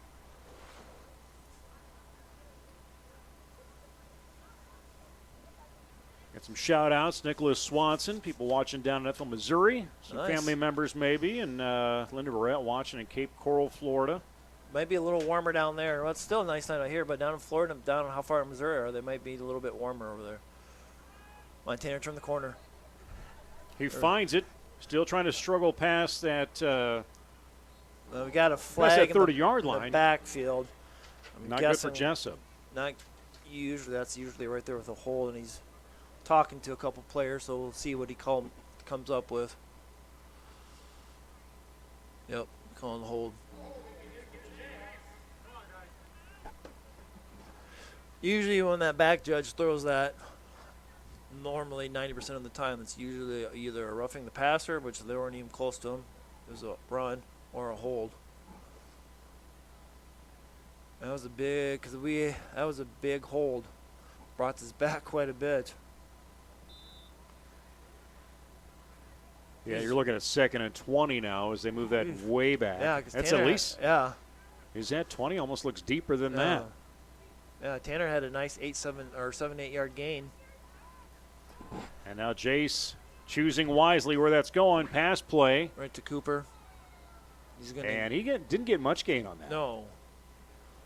Tried a little screen, and they read that play well, so pretty much right at that line of scrimmage, still about 3rd and 20. Well, on the board it says 3rd and 30. Yeah, I think they had to take their shoes off over there. Yeah. 5:11 to go. Yeah, that's tough to come back from. Yeah. Crucial 3rd down, especially if you have to maybe punt from that deep territory. Yeah, let's see if we can pick up a handful of yards here to give us a little bit more distance. Feeling was in motion. There's Pilcher. Looking straight downfield, and there's Oh. Jared Gardell. Wow, just bounced off his hands. A little frustration right there for the junior. Yeah, right on the money. Just didn't come up with the catch there. But it might have been close to the 1st down. So it brings up Swanson to punt, and let's hopefully get a nice punt and get him to the midfield.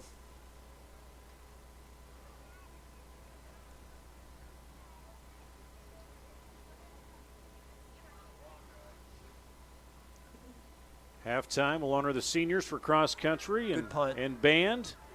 And that punt comes right in the hands of Garrett Kerber, the sophomore. job. He's going to go to Good the out job. of bounds. Stop Oh, that we're clock. And a flag, late hit. Late hit. I think we got to the sideline, the ref blew the whistle, and not quite sure. Nice punt. Got some good distance on it. But that's going to give him 15 yards coming our way. Yeah, just kept driving out of bounds. Yeah. And that's frustration. You can see the frustration of Coach Sauer when he heard that over on the overhead speaker. Yeah. Yeah, that pretty much brings it right to where, yeah. Time to dial out the defense. See if we can force them to turnover, at least force them out. We got to keep them out of the end zone.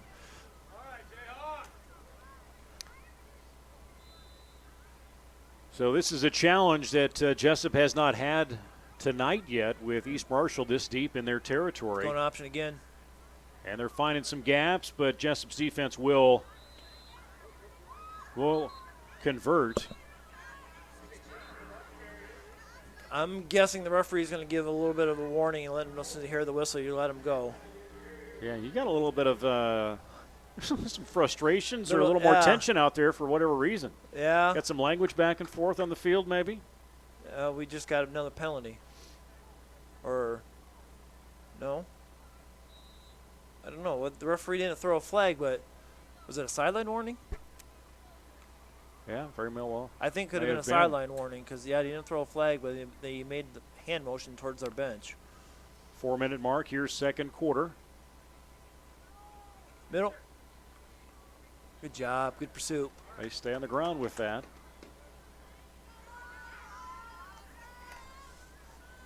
Brings it, they're in 4-down territory. Brings up a big 3rd down.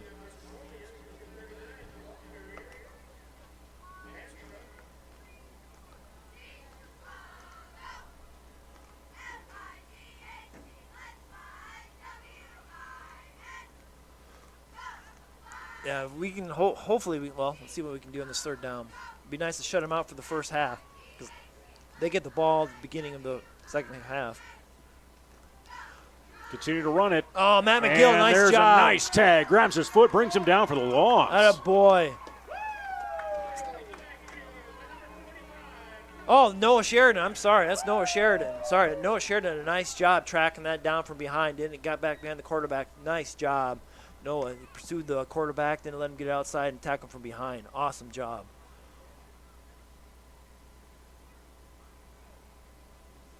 Yeah, he's a sophomore. He had a pretty good night against Postville. Came up here. I haven't been able to watch the JV. Came up here in the rain, and Noah had a really good game. Well, he had a nice fourth quarter when they had the younger kids in. Yeah. In that fourth quarter against Dyke New Hartford in the backfield. Yeah, he did a really Ran good strong. job. Yeah, he did. Big 4th down. Quick pass. There's Bo throwing it out there and no flags. Can't quite connect. Ball intended for coverage. Logan Bowie. All right. 2 timeouts, 2:20 left, 2:23 left. Let's get a drive and let's put some more points on the board before half. Again, halftime will honor the seniors for the band and also cross country out there tonight. Don Bosco leading Riceville 49-6. I haven't even checked to see if. I was just trying to see the big game to the west of yeah. here. Wolverines and Regals. Second quarter, Wolverines up 21-10. Oof, yeah. I don't say. Hard to match up against that front line for Dyke New Hartford. Yeah, they're big up front. Fireball right towards Cooper Fueling. And going to get swung down inside Jesup's 25. I think it just seems to be hard for them to get some traction on that field tonight. Yeah, we've seen it on some of those passes where we've caught the pass and we've had a 2 or 3 yard cushion and then we try to make a cut. It just seems a little bit like they're a little bit slow. Under the 2-minute mark. There's that snap. Quick to the right side. Intercepted. Pilcher will see that ball intercepted, and East Marshall will take over again in Jesup territory, so pressure on that Jayhawk defense now. Yeah, that wasn't that was kind of a misread on Jace. I think he went to throw it looked like to Brady Dahl and threw it not to Brady, of course, but just kind of missed his target. Second quarter, Wapsie Valley leading Grundy Center 7-0. Yeah, I think of that game. Yeah, the winner I think should go make the playoffs in Class A. So that's a big game up there in Fairbank. I had to muster through that Wapsie Valley morning Snapchat on Fridays from a buddy of ours. Oh yeah. Always entertaining and yet controversial. Yeah. I don't think his wife cares for those. I would imagine not. His daughter doesn't seem to. No, she likes it a lot. 1:35. Yeah, till we get to halftime. Defenses need to do their job right here to keep them out of the end zone. We put them in a bind. Clock's moving. Jesup up again, 13-0. It's going to pass here. He's looking. Pressure. Oh. Going to escape that pressure, and nice job. Still going to see a loss in the backfield, and there's a flat, or no? No flat. I don't think so. I think they called a timeout. I saw the glimmer, I think, of the ball boy throwing the ball up in the air. Looked like a flag getting tossed. So. Yeah, that's their second timeout, so they should only have one left.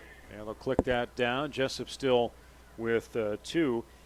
Scoring right now, if you're wondering how things have happened, if you're just joining in, Jared Delagardelle, 11-yard run into the end zone, made it 7-0 with Oberbroeckling's extra point kick, and then Brody Kresser getting a 16-yard pass play from Pilcher into the end zone, north end zone, extra point too low, and that was in the, again, 8:41 mark here in the second quarter. That's how we get to be where we're at, 13-0 right now here in Jesup tonight. Last game of the year. Yeah, defense, they got a loss there, so it brings up 3rd and 11.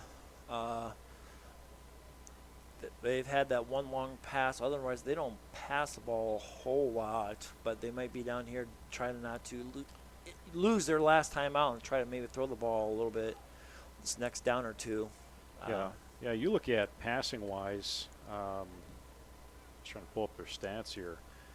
Passing at 50 attempts on passing. You look at just coming in tonight, 210 attempts in passing for the Jayhawks. Yeah. So 301 passing yards compared to almost 1,300 Jesup had coming in. Yeah, they got trips now to the wide side of the left side of the field. See what that one lone back right behind the center or right behind the quarterback. He's looking to pass, going. Might as well take the risk here this late in the second quarter. And Jared Delagardelle, nice coverage there. Very easy to see if. Yeah, he threw that right, tried a back shoulder throw. Jarrett was there. Brings up a big 4th down. And you got to go for it. Yeah.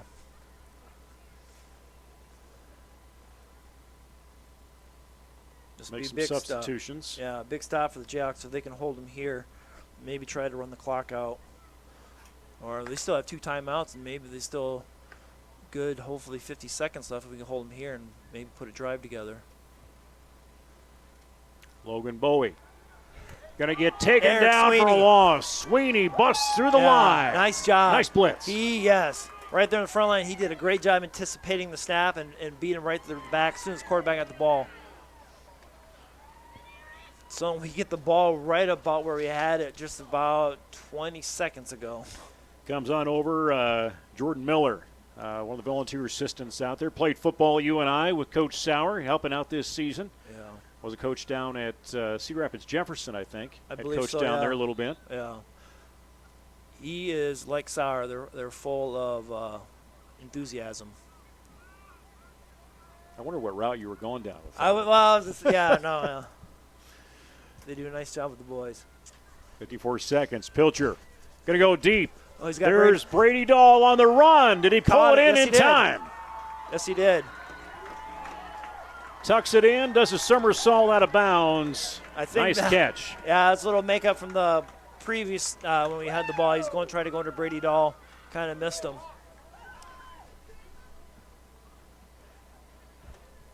Going to split out 3 to the left again.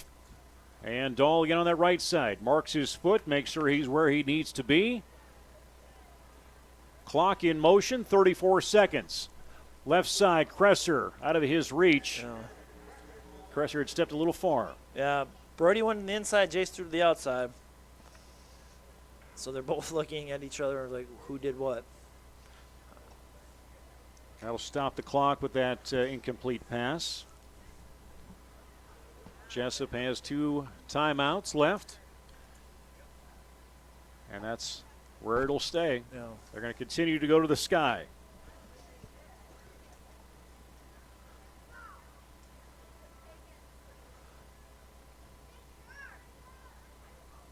Pilcher. Little conversation with Tanner Cole. Cole gets that block. Pilcher gets that pass off. It's going to be just short of Cooper Fueling. Yeah, I left that short of Cooper's feet. Cooper had a step on the 33, it looked like there, but just couldn't get him the ball.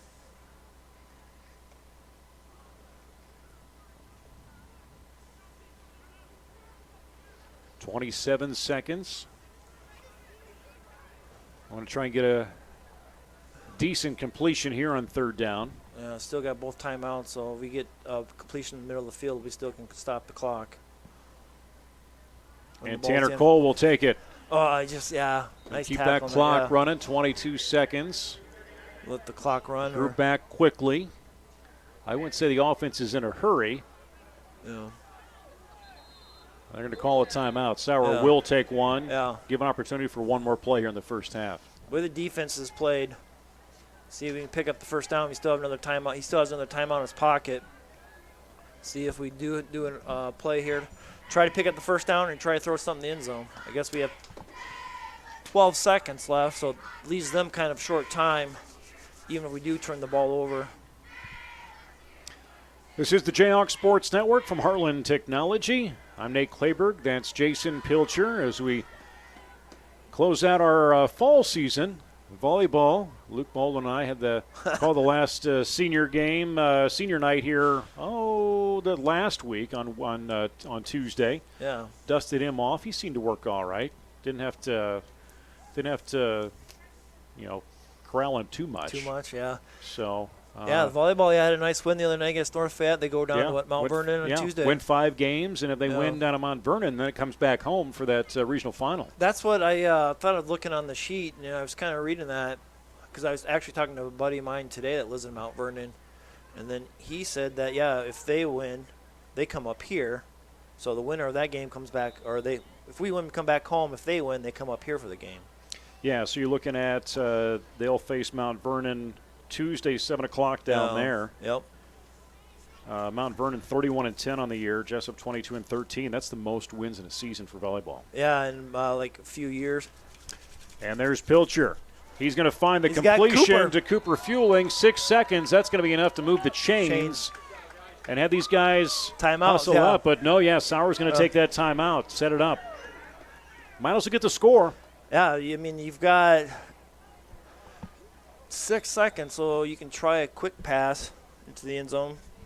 Yeah, looking at that volleyball and that half bracket, New Hampton and Crestwood, they're going to play at New Hampton High School on Tuesday. Mount Vernon beating Olwine 3-0. Thing about that, if you look at that, I mean, we're volleyball. We're a 3A school in volleyball. Yeah. You got 1A in football and 3A Region 5 in volleyball. Yeah. But, if it's going to be New Hampton or Crestwood, so you got New Hampton at 39-3. Yeah. Crestwood 19-16, going to face the winner of Mount Vernon and Jesup, and that match would be on November the 4th at 7 o'clock right here in Jesup. So no matter what, even if Jessup's not involved, that game is here. Yeah, you can come up it's and a nice watch midway point between the South and the North. Oh, yeah.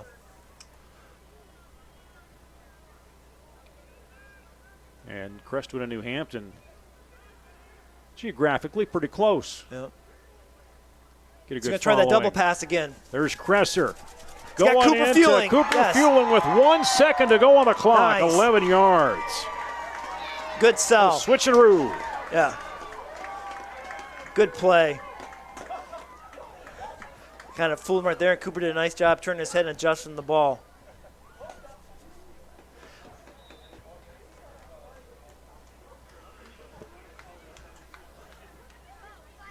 Colbert Rockling stepping in.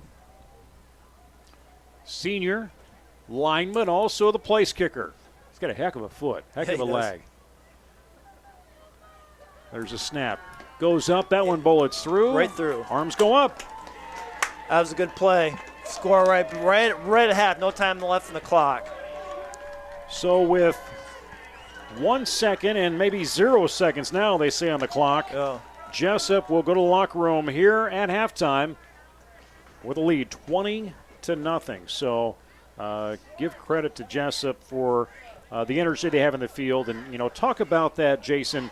What that can mean for for a squad going to halftime with this much of a margin, because they've been on the other side of it too many times. They've been on the other season. side of it, but I would guess that the coaches are going to bring them down a little bit down to earth, because we were down up 13-0 at Northland going on a half there. The boys are playing really well. We're just doing enough on offense to keep them honest and scoring some points, but the defense has played really well.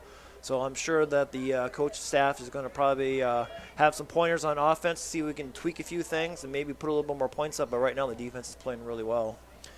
So momentarily, we will be honoring seniors for both volleyball as well as band. Got a few people out there in the band, and I think we're set to go.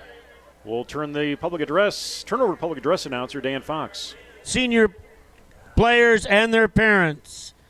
First up is Bailey Fetterspiel. She's the daughter of Sean and Andrea Fetterspiel. She has been in band for 8 years. Her plan next year is to attend Wartburg College. Her advice to everyone is to enjoy things while they last, no matter what anyone else says. Alyssa Hoy, daughter of Tom and Sue Hoy. She has been in band for 8 years. Her plan next year is to attend Wartburg College for music therapy. Her advice to everyone is to have fun and smile.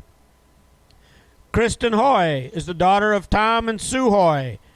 She has been in band for 8 years. Her plan next year is to attend Wartburg College to study elementary education. Her advice to everyone is to stick with it and have fun while doing it. Mackenzie Lorenz is the daughter of Seth Lorenz and Jessica Lorenz. She has been in band for 8 years. Her plan next year is to go to college for music education. Her advice to everyone is to not give up and to continue what you do what you love. Brent Martin is the son of Joy Pint and Brian Martin. He has been in band for 5 years.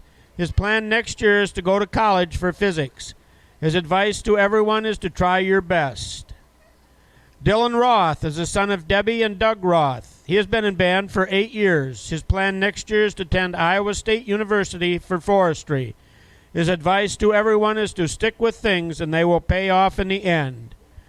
Thank you, band members and your parents, for all your hard work.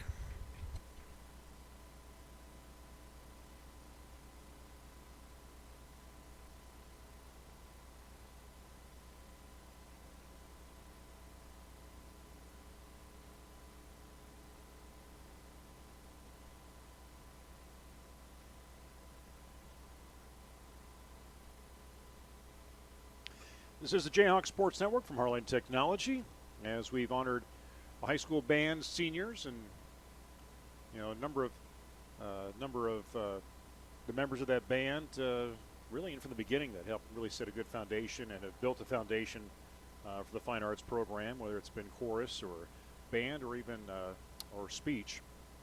As now we'll see them come out to the field for their performance here at halftime. Jayhawk Sports Network from Heartland Technologies on our U.S. Sailor halftime show, and the halftime performance by the Jesup Band.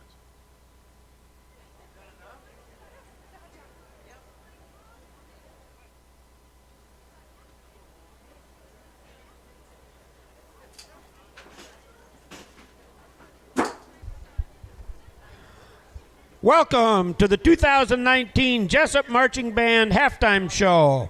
This season, the band has taken the road less traveled and exploring the excitement of the unknown. We stuck together and remembered that not all who wander are lost, and made lots of fun memories along the way. So tonight, we are going to have ourselves a real good time, featuring our alto saxophone section. Here is Don't Stop Me Now by Queen.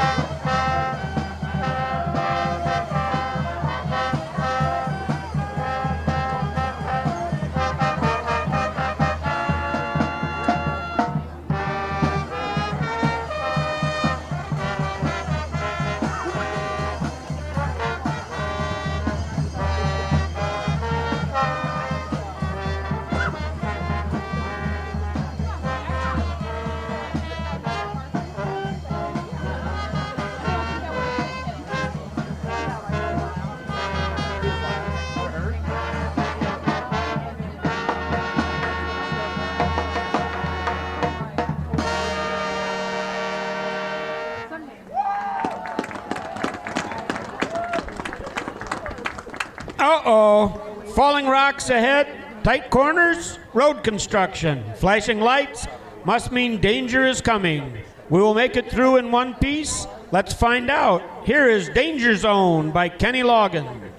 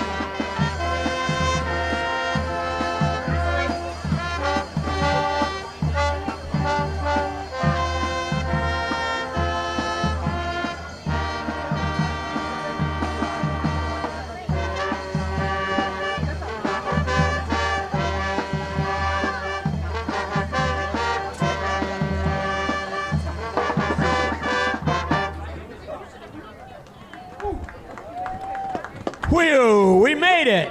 Now, how many miles would you walk to fall down at someone's door? Well, we would walk 500 miles, and then maybe 500 more. We're the band that's coming home to you, featuring senior trombone player Dylan Roth. Here is 500 Miles by the Proclaimers.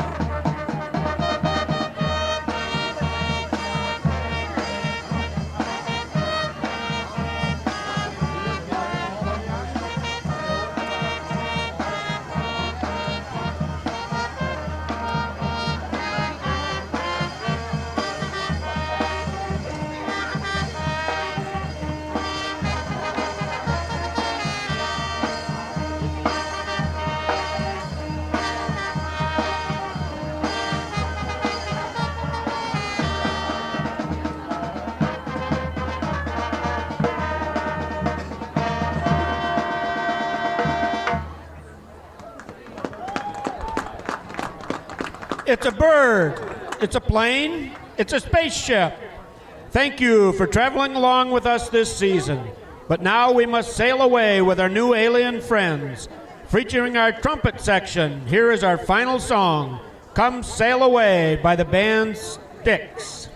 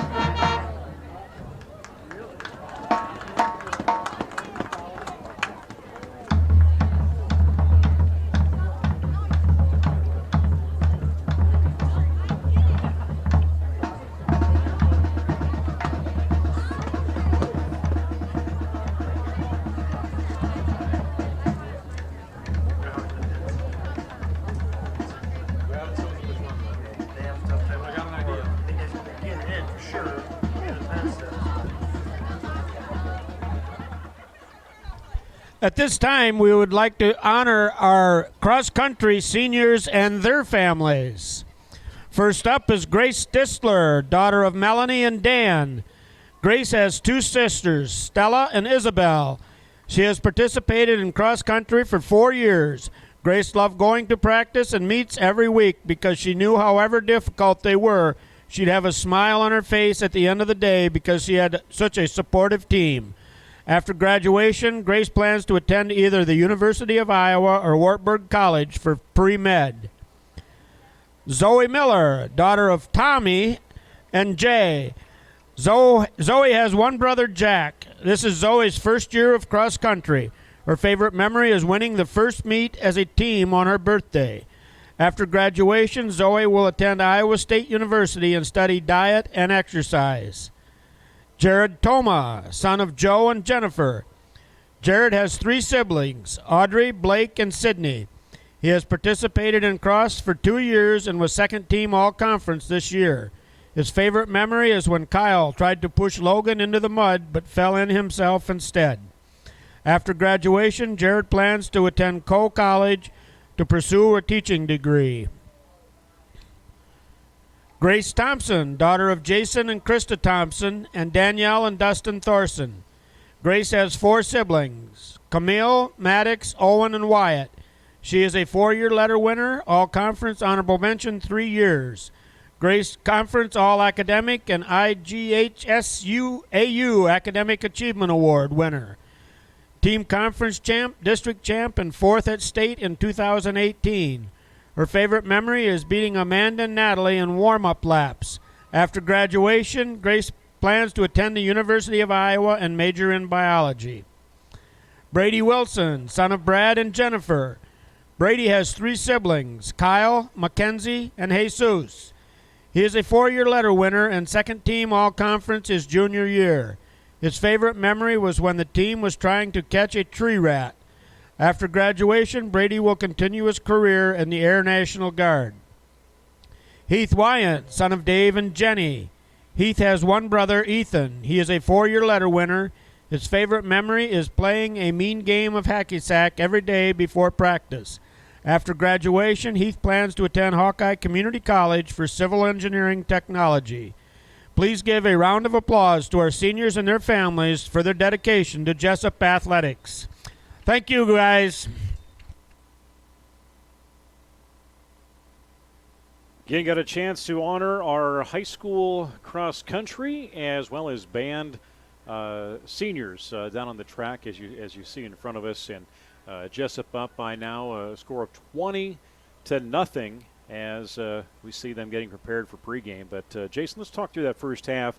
Saw a lot of good things, not too many bumps along the way, but there were some bumps that could have been costly. Yeah, we had that one turnover through the interception there, kind of deep in their, on their side of the 50. Defense did a nice job of forcing 4 downs and out. We had some really good plays on offense. Offense is, I'm going to say, even though we put up 20 points, I still think maybe there's a few more things we can do a little bit better offensively. Defensively, we've done really well up front, besides that one long pass they've had, maybe 1 or 2 first downs for them, trying to get those stats sent up to us. But overall, the defense has played really well, put a lot of pressure up front between Cole Burbachling and Eric Sweeney.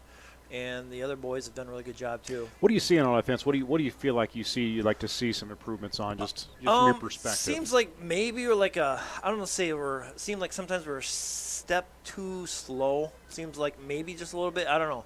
Maybe it's the ground a little bit, but I think maybe if we can get a little bit crisper on offense as far as some offensively for some better throws and maybe a couple better runs. Tanner's had that really nice long run, but seems like sometimes we've had quite a few stops right at the line of scrimmage, or just like 1 or 2 yards, and that's about it.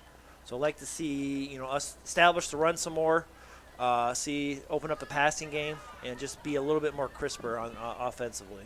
So as you look ahead, and we talked about the seniors, and if Anthony, if you want to pull up, we got some time here. Pull up that video again of the senior banners that are just hanging on that west fence outside, and. We saw the seniors out there for cross country and also for band, but talking through seniors of Joe Giarratano and Eric Sweeney, Nick Swanson coming out this year, Cooper Fueling. Also give some credit to senior Luke Van Brocklin, Keaton Roscovius, been the leading tackler this season. Credit to Cole Burbachling. Playing a lot of different positions and success, the 240-pound senior. Yeah. And then Landon Barrett coming out of his senior year playing football, too. Yeah, those boys. Yeah, like that core group of boys, those seniors, it's always tough to see. Maybe the wins haven't been there this season and last season, but those boys have played a lot of football together and have done a really good job. Starting from YSF days, they've done really well, and wish them a lot of success, because I think they'll be successful going on in life. So we are set for kickoff in the second half. Jesup again up, as you have seen and heard, by a score of 20-0, and on their way to that 3-win season. 2 last year, none the year before. So it's step by step. It's not easy to build a high school program when you don't get to control who your players are and who's coming up through the ranks, right? Yeah, exactly, or who your district is. And I think, you have 2 big powerhouses in our district, plus Northland's always been a perennial in the playoffs, good athletic. So we've played really well. We just came up short. Live ball back there. Yeah, big kickoff. Not going to get out of bounds. Going back to the 10-yard line. Nice. And, wow, nice drag down. That's a good start. Joe Giarratano got back there and got the tackle. He's got some wheels on him, taking him back that far. As they'll set up the offense. I don't know if, East Marshall, if they're going to look to try to, if they would change anything up here being down 20-0, or they just kind of keep with their game plan. we'll see what adjustments they try to make in the second half as far as offensively for them. So line up on that 5-yard line, I would say. Ball on that 5. Deep in Jesup, or deep in their own territory. Jesup trying to blitz in, but the running back's going to get a chance to get through and get some yards. Yeah, he's going to get about 3 yards. Nice. Yeah. Yeah, a little quick burst right off the middle, right up that fullback. Quick dive. Sam Banstra, the leading rusher, almost 400 yards coming into tonight. Averaging about 4 yards per carry. Beautiful night for football in the last game of the year. Yeah, I think, this should be a way. I don't think there's any rain in the whole state. Try some things out. Farmers want to get the fields cleaned out, and nice job pursuing the ball. Jared Delagardelle making an initial stop and kept after it. 4 hats on the ball right there. That was nice to see. The boys did a great job. And just trying to see, there was a Jesup player, a little slow to get up. Yeah, I think it was Keaton. He may get hit a little bit by his own. They're going to give him about 2 yards. It looked like we got him running the line, but brings up a big third and about 4. So they gave him 2 yards on that play, but the boys did a nice job pursuing the ball. Luke Van Brocklin out there. That linebacker spot. Right on that outside left end, and they're going to go nice left side, far Fourth side down for East Marshall, and they'll make the stop. Fourth and about I'd say a good 2. Over Brockling in, key one in making that stop. So looks like they are going to punt. Yeah, he's punted the ball very well tonight, and it looks probably by his stats, if you look at him, he's done probably a lot this season, and Brady's just making sure this might be one to get away from the ball. Another strong punt from East Marshall. It's going to take Takes a good that bounce back for us. stop and going to hit about the 45, roll back to the 40 or even the 39 before East Marshall can make a stop on it. Yeah, that was a nice punt. It just took a backspin, and it went about 15 yards back behind after it hit the ground. So kid did, punted from his end zone. That was a nice punt. Yeah, Logan Bowie and Hunter Vilez have been splitting punting duties this year, both averaging a little over 31, 32 yards every time they boot it. Yeah. I'd say in that first half, he pinned us back a few times, gave us a pretty bad field position. We were able to capitalize on a handful of those. 10-minute mark, third quarter.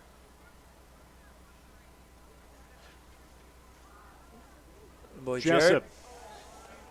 Jared. Thing about Jared is he just shoots out so quick. He does. And bounces through those defenses. Yeah, he did a nice job finding Tanner.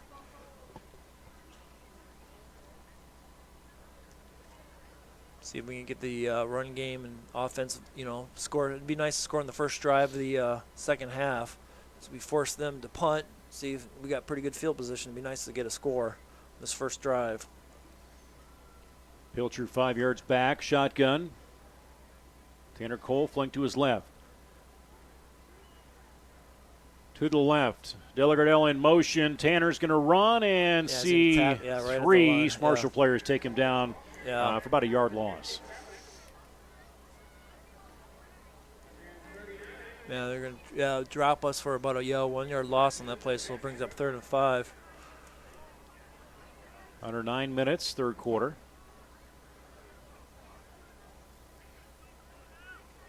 Now, offensively, we're not in probably no hurry, so try to eat the clock as much as we can and limit their minutes so they get the ball. Yeah, most definitely. Keep that moving along. Exactly.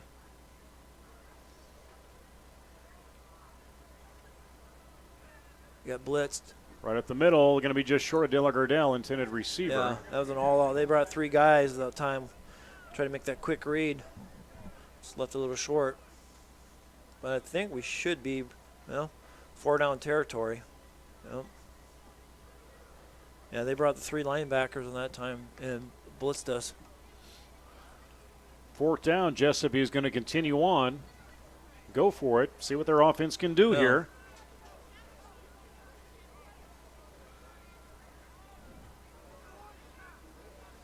2-2, and he's got Jared in the backfield, alone back.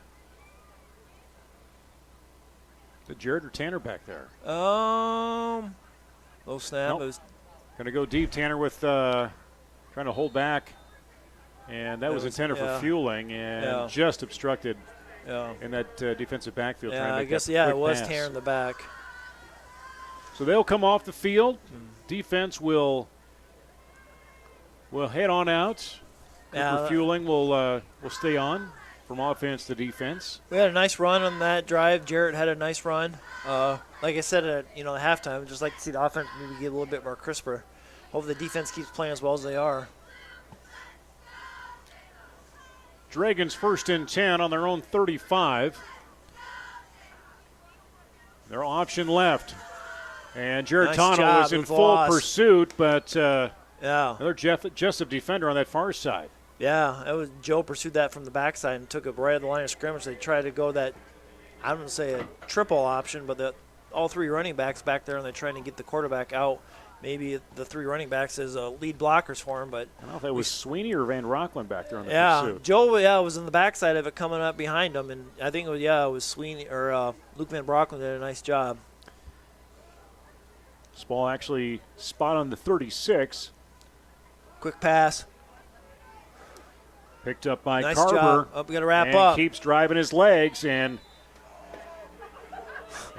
Landon Barrett, you could hear him up here a little. He got the growl tackle, as he got the tackle down. But if you saw the line of scrimmage, the kid got about 8 yard gain. So that is about the 42, 43 yard line. Yeah, makes it a little bit manageable for them. Brings up a 3rd and 3. And they'll contain that before he gets that far down. Yeah. With a lineman making that controlled tackle. Well, I noticed earlier, but I didn't say anything. But it looks like the play clocks are still out, so hopefully they get that fixed for next year. There's an issue with the north end zone one, so I think it's one works, the other one doesn't. There isn't power at that other end. That's a battery powered one. Parts are ordered. Ball is loose and does go out of bounds, so it will remain East Marshall's ball. It almost landed right in the hands of another East Marshall player. It did. Trying to see him progress through. That is going to be first down. Yeah, they picked up the first down.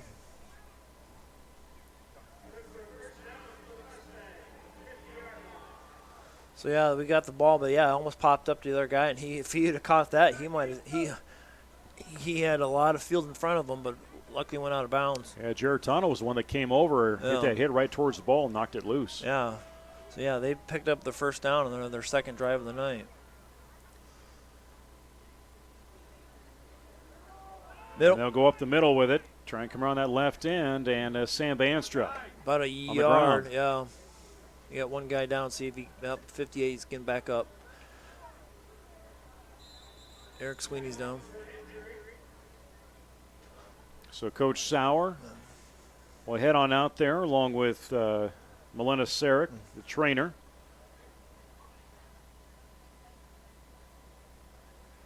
Get him taken care of. This is an interesting time of year as the sports season's winding down, and volleyball going into postseason next week. Nothing actually going on for school events this weekend, so that's a bit unusual. Just volleyball. Right? Yeah, Tuesday? Other than Tuesday, but like tomorrow, there's nothing going on. Nothing going on, yeah. Well, if you want to go join the cross-country team on their long run and then go to IHOP. I'd go to IHOP, maybe. IHOP, yeah. I'd go to IHOP, yeah, that sounds good. Yeah. NICL Vocal Festival, 7th, 8th graders, going to be up at Sumner Fredericksburg on Monday. If you want to support Jesup Fine Arts, they're going to have their J-Star meeting on Monday night, 6:30. So it looks like we got an issue with a hand. Yeah, it looks like Eric's holding his hand, so maybe got right hand. Stepped on, and we'll see. Hopefully it's nothing major. So bring him over, set him up on the table. Yeah. The trainer check him out.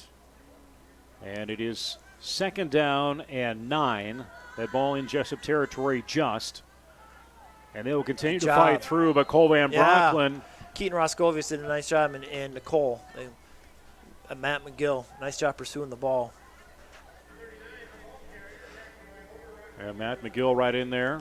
Just hit and drive, pushed him behind. Yeah. They did a nice job. Cole stood him up, and then Keaton was able to fill. He's had a really nice season, both those two, this year. Defensively and offensively, done a really good job. 3rd and 8. See if we can hold them here and force them to a fourth down. 4 down going on out. defense, and they're going to He's go to going that far outside. side. Giarratano, full speed, trying to catch good him. pursuit. But nice coverage on that far side. Yeah. Looked like He's going to pick up about a yard maybe. Landon Barrett. Yeah. Looks like he Yeah. had give him 4th and credit on that 5. stop. Yeah, 4th and 5. So, they're down 20, so they're right on the. Yeah, they're going for it. No, and they're going to punt.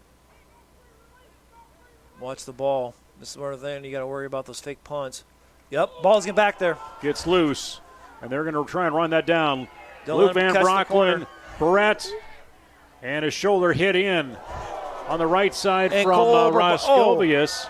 There's Cole Oberbach, and I said there's no flag. I thought the referee was throwing a flag, but he was just throwing for a marker for the spot. Cole Oberbach said, "You're not getting that first down." Nice recovery, though. Yeah, he did a nice for that job. punter. Yeah, for that punter, he did a nice job. That was a lot of great effort on his part. I mean, that could have been inside the 20 for us, and he returned it, got it up to the 45. Cole was right there at that Yeah. 45, just Yeah. waiting for him to come over. Yeah. Just clocked him. Matt McGill was there. They kind of slowed him up a little bit, and Cole came in there and a nice legal shot, and no one got hurt, but that was a nice play by Cole. So turned around, Jesup will take over on downs after that misstep on his snap. Yeah. 5:12 to go, 3rd quarter. Jesup again with that advantage. Low snap. Pilcher picks it up quick, and almost a one-handed carry Oh, yeah. with Brady Dahl. He had a spot on him. He just couldn't quite come up with it. It was a nice try. Brady wanted the flag, but I don't think the referee's going to. That was good coverage.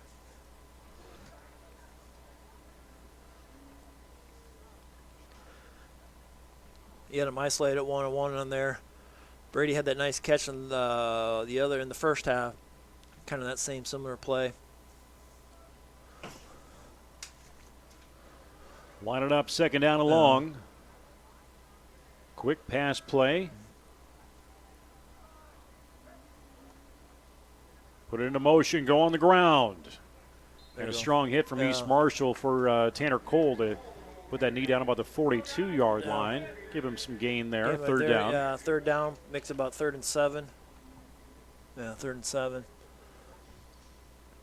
Yeah, besides that, I mean, Tanner's done his job, but as soon as he's got the ball in his hands, they've done a really good job of pursuing him and getting to him right away, tackling him.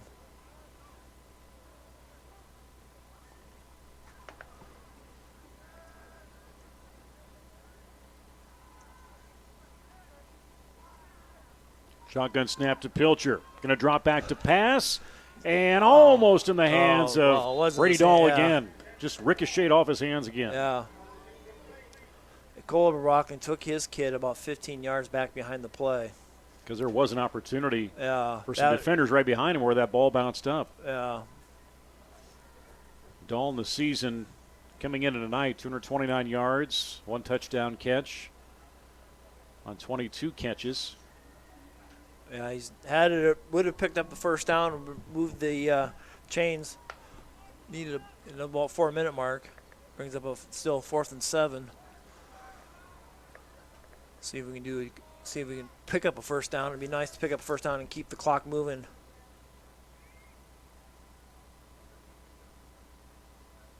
Hold that snap. Then go to Jarrett. Nope. Yep. Quick pass. Fake to Jarrett and a little pass to Tried Tanner screen. Cole. He Did he just end up getting his hands on it? I don't or know. incomplete? Yeah, it was incomplete. It was a forward pass. So we'll flip the chains at that 44-yard line, 43-yard line. East Marshall now with that opportunity. Again, holding the goose egg on the scoreboard, Jesup holding them. They were scoreless against Columbus Catholic this season, also against Dyke New Hartford just a couple times. Otherwise, they've been able to score in all other games. Jesup has not Pitch out to the right. been in that position. And good coverage, good front block there. Even though we're up 20-0, that's still with scoring-wise. There's still a whole quarter to go. We need to hold. keep the defense. Be nice to get us, like I said before, get a score. Yeah, East Marshall keeps driving forward. Give some credit to Hunter Villas. Yeah. Coming off that end, and he was running block for that tailback. Yeah. Jesup just a yard away from getting into Jesup area. In Going motion, outside, yep. option that out, left side.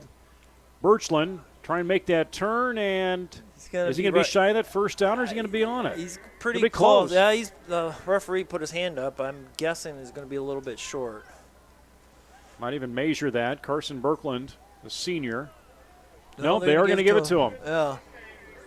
Boy, they see that spot, move the chain, stop that clock.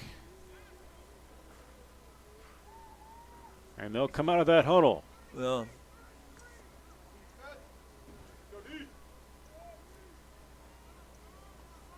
Yeah, they haven't changed anything as far as for their offense. They're just keep doing this, going to pitch out on the right side. Just keep chipping. Just keep chipping. Birkeland, he comes around that near side, and he knows when to make that turn. Yeah, he's got a good speed on him. We got to get a better job of don't let him get in that speed. We got to get him back in the backfield. Kerber, the ball carrier. 2:45 to go, third quarter. Jayhawk Sports Network, Marlin Technology. I'm Nate Klaber. That's Jason Pilcher, Eric Clark on camera, Anthony Baugh for everything behind the scenes tonight. Go in motion, then go that far side this time. Quarterback going to take it, and Roscovius with his shoulders going to knock him down. He's going to be, I think. Logan Bowie running the offense now. Back judge threw the flag, wasn't near the play, so I don't know what he saw or what he's calling. Unsportsmanlike conduct. We're going to give him another 15 yards. That's not a smart play. I say it was targeting, maybe, the way he came in. I don't know. If he caught a head or if he caught with his shoulders on that. But if that was the case, he wouldn't be in there, would he? I don't think so. Otherwise, maybe some words were said. I'm not quite sure. And that's the second or third penalty that has really hurt Jesup, as Lana Barrett will come to the sideline for the Jayhawks. One of the seniors in this squad coming out his senior year. And on the run again, Garrett Kerber, the sophomore, gets caught at the numbers. Yeah. We did a nice job pursuing the ball. Della Gardell with a stop. I'm guessing that would be a hold. Yeah. Back them up. I think that's their first. Have they had a penalty? I don't think they've had a penalty yet. Yeah, I don't think that's their first penalty of the night. So a very disciplined team. Yeah. For where they're at. Jesup, 6-7 flags in, maybe? Yeah, 5, 2 6, of them. 7. Yeah. 2 of them were personal fouls. So 2 of them were big, 15-yarders. Backs them up to about the 35. Right on the 35. 2-minute mark, third quarter. Jesup with that advantage have been able to not allow the Dragons to score. I formation. Mustangs. Here comes Bowie under there you center. go, Joe. And Joe Bullets in there. Yeah. Sack for a loss. Yeah. Nice job. Joe did a nice job, just like, the sad part of it is right now I see Eric Sweeney with his shoulder pads off and his mom and dad down there with a sling around his arm. So, and it's hopefully something. He's had a string of bad luck over the years with injury, so hopefully something major, and hopefully he, tonight's the last game, but you hate to see that. Yeah, I think he's probably prepping for. Yeah. Is he a wrestler? I don't think so. I don't know. Yeah. Yeah. So Joe brings up it. So 2nd and 27. He's looking to drop it back. Bowie's going to go long. And Brady Dahl. Yeah. Trying to keep his distance there. Yeah. As Dane Thompson was trying to pull him in a little bit. Yeah, a little bit hand checking on the offensive guy, kind of pushing Brady out, but ball was out of bounds. Under a minute. And Thompson, that intended receiver. It's 3rd and very long. Yeah. 58 seconds. So yeah, we haven't scored this half this half or this quarter. So see if we can shut them out. Be nice to pitch a shutout for the night. Touchdown in the first quarter, 2 touchdowns in that second for the Jayhawks. Oh, he's gonna pass. Trying to get loose again. Logan Out of Bowie, the bounds, junior. Just kind of threw it away. Brings up 4th and 27. Give it a go. See what happens. See how he goes. I mean, that's the thing here. Throw the ball up. Well, the guy's back there to punt. Or fake punt. Or, maybe even that time the bad snap the last time, he could have been trying for a fake. Yep, they're going to the up man right there. Find a little hole. Still has a ways to go. And yeah, that'd be about the 35-yard line where he takes out. Jesup will take over on down. So yeah, they had nothing to lose. I mean, punt the ball, it goes in there, so it's pretty much right where we would have had it. So 47 seconds to go. And as we said, Jesup yet to score here in the third quarter. Jared Delagardelle scored in the first, 11-yard run. Brody Kresser passed from Pilcher 16 yards in the second quarter. And then as time expired, going into halftime, little switcheroo. Kresser, little pass to Fueling. Yeah, it was a nice play. 11 yards. Extra point good there. And on the first touchdown to make it 20-0. Kind of the snaps a little. We got to get that snaps a little low. Jace had to go down and get it. We got to snap a little bit higher. Tanner trying to get the ball off, and just offensively, we just haven't clicked this half.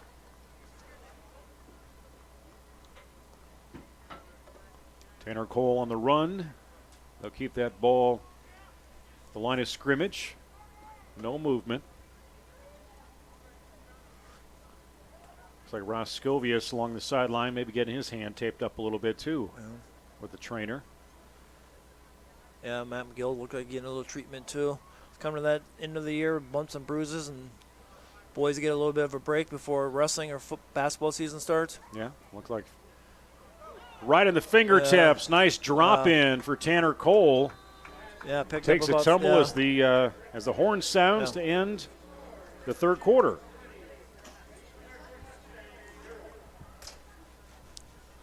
Yeah, at least, we didn't score, but they didn't score, so it still remains 20-0.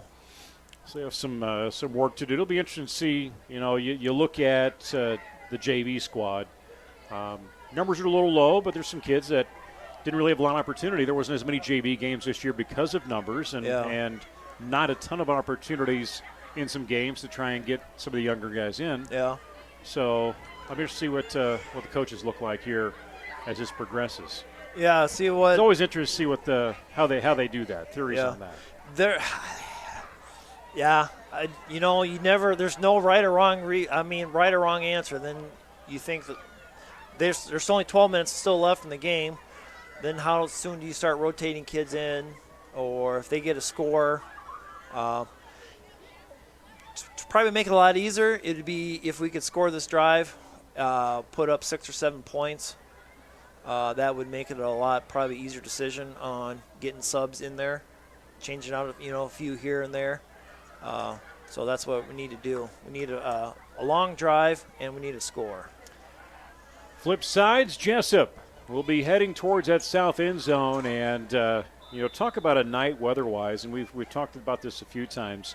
You look at almost 9 o'clock on the 9th week of football. It's 36 degrees outside. No precipitation, no wind. And Jesup has some struggles on the first snap. Yeah, Jason in the handoff, they were back there. They read that play pretty well. Came right on the right side, pursued the ball. So, we're going to be forced to punt.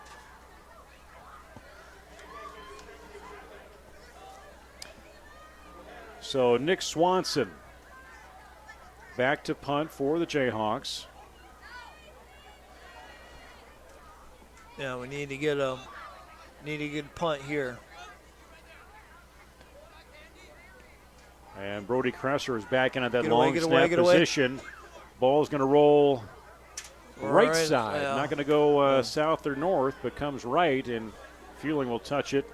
And that is where the Dragons will take over and begin their series here in the fourth quarter. Are they the Dragons or the Mustangs? Did I say Dragons? Yeah, you have before. Let's go with Mustangs. Yeah, I was like, I'm I not know sure where I'm going with the Dragons. Yeah. Yeah, I'm sure the East Marshall people have I all did been see a impressed van by today that. down when I was in Iowa City that had painted a bunch of dragons on it, so. But yeah. Well, isn't it Johnston Dragons? Is that where it is? Yeah, down by the I might Moyle? be thinking Johnston Dragons for whatever reason because it really makes no sense. Maybe it's the purple. Maybe I think Johnston's purple. You're right. So yeah, that could be. I'll give you that. Or Dragons just are cooler. Going the outside to 14. He's going to try to turn the corner. Stumbles a little bit, but still on his feet. No. And Cooper Fueling shoots in low on the hips and finally gets him out of bounds. That's a big break for East Marshall. There's a flag on right there, so we'll see if that comes back. Brady Dahl was back there. I don't know what the call is, if it's a hold or see what that call is, but the referee and the line judge threw a flag. See what the play is or the call is. Garrett Kerber, who's been pretty key in the running game, he limping over to the sideline. See how he progresses through the rest of the game and what he's playing. And official makes a decision. He's waving the flag off. They're waving it off. First down, East Marshall. Yeah, Cooper did a nice job saving the touchdown. Landon was there, but he just couldn't get to him to make the tackle. Kind of lunged at him. Needs to get broken down and try to make that tackle.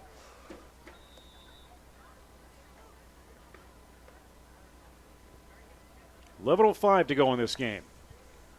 East Marshall, I'm sure, would like nothing more than getting on that scoreboard. Yeah.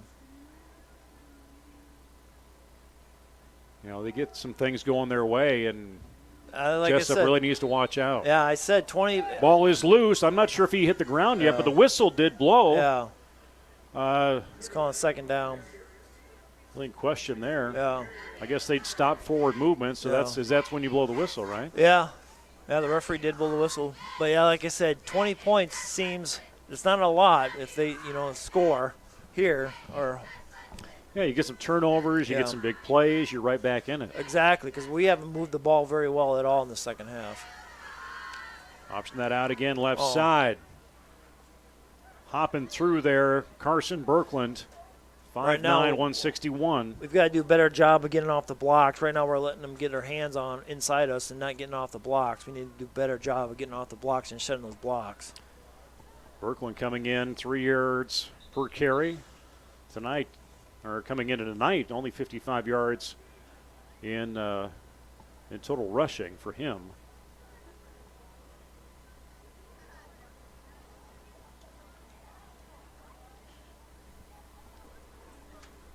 And this is something where it's, easy to lose track. You've got that lead. Yeah. Maybe a little tired out there. Exactly. Just keeping your attention. And they're going to keep that ball, and Cooper Fueling hung on.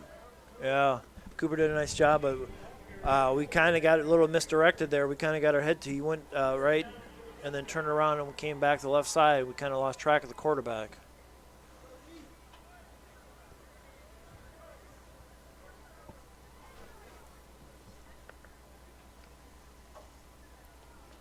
Coming out of that huddle, first down.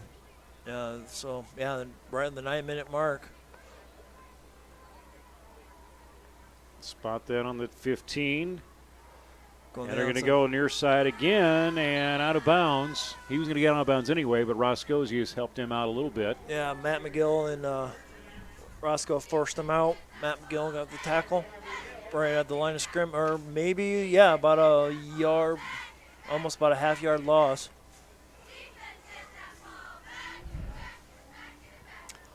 And see who they brought in to replace Sweeney.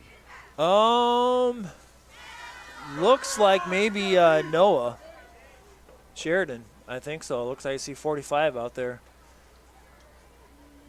It's going to pass. Going right side. Looking to pass. Logan Bowie. Flag on the play here in the backfield. It's got to. I don't think this can be on us. I mean, we're pursuing the ball, and we had a guy get pulled down, so I would guess it's got to be a hold. Spotted right now on the 16-yard line. Yeah. Holding on the offense. Yeah. So bring that ball back here under 9 minutes to play.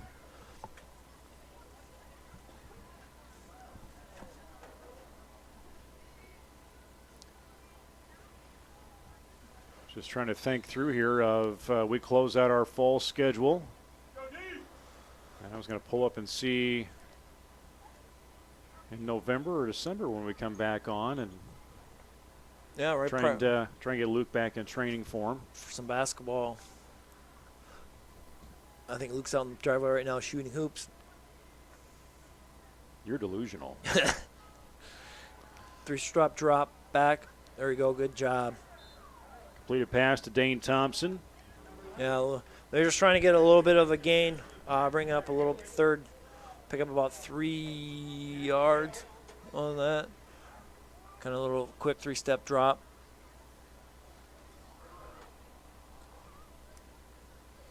One thing with them having the ball with their offense, how they do things, they kind of they eat a lot of clock.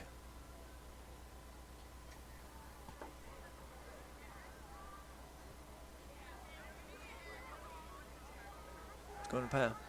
Oh, Joe just missed him. They keep fighting, and there's that reception out of bounds. Ooh, he hung on to it, didn't drop it until he got out of bounds. Catch by Garrett Carver, the sophomore. I think it's only going to be about 3 yard or. Yeah, it's going to bring up 4th down. Or do they call they call it incomplete? Yeah, they changed their. They changed that call. Yeah. Saying he didn't have complete. Brody did a nice job getting the ball poked out, so it brings up a big 4th down. You see Nick Sadler and Jace down here in front. Working on those practicing snaps. those snaps. Yeah, it's good.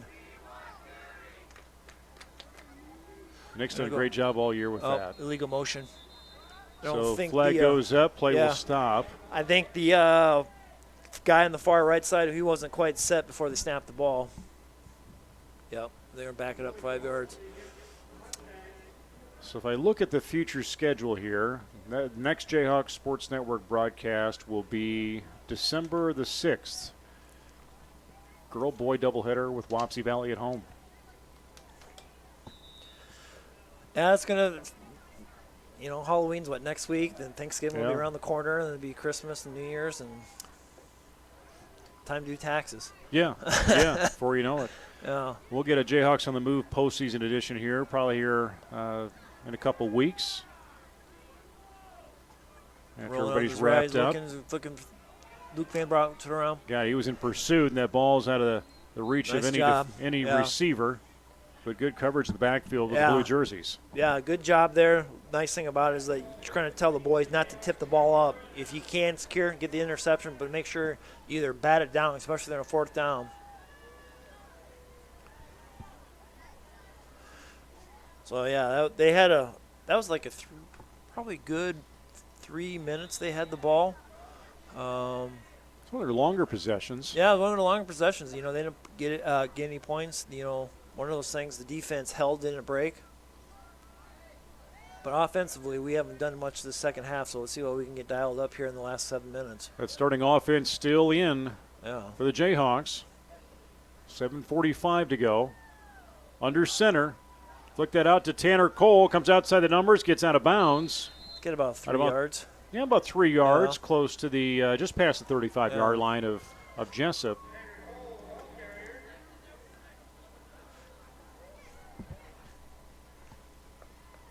I'll spot that at 36. Got out of bounds. See if they start. Well, they won't. See if they start the clock. No, they won't. So they start. Cresser far side along with Fueling.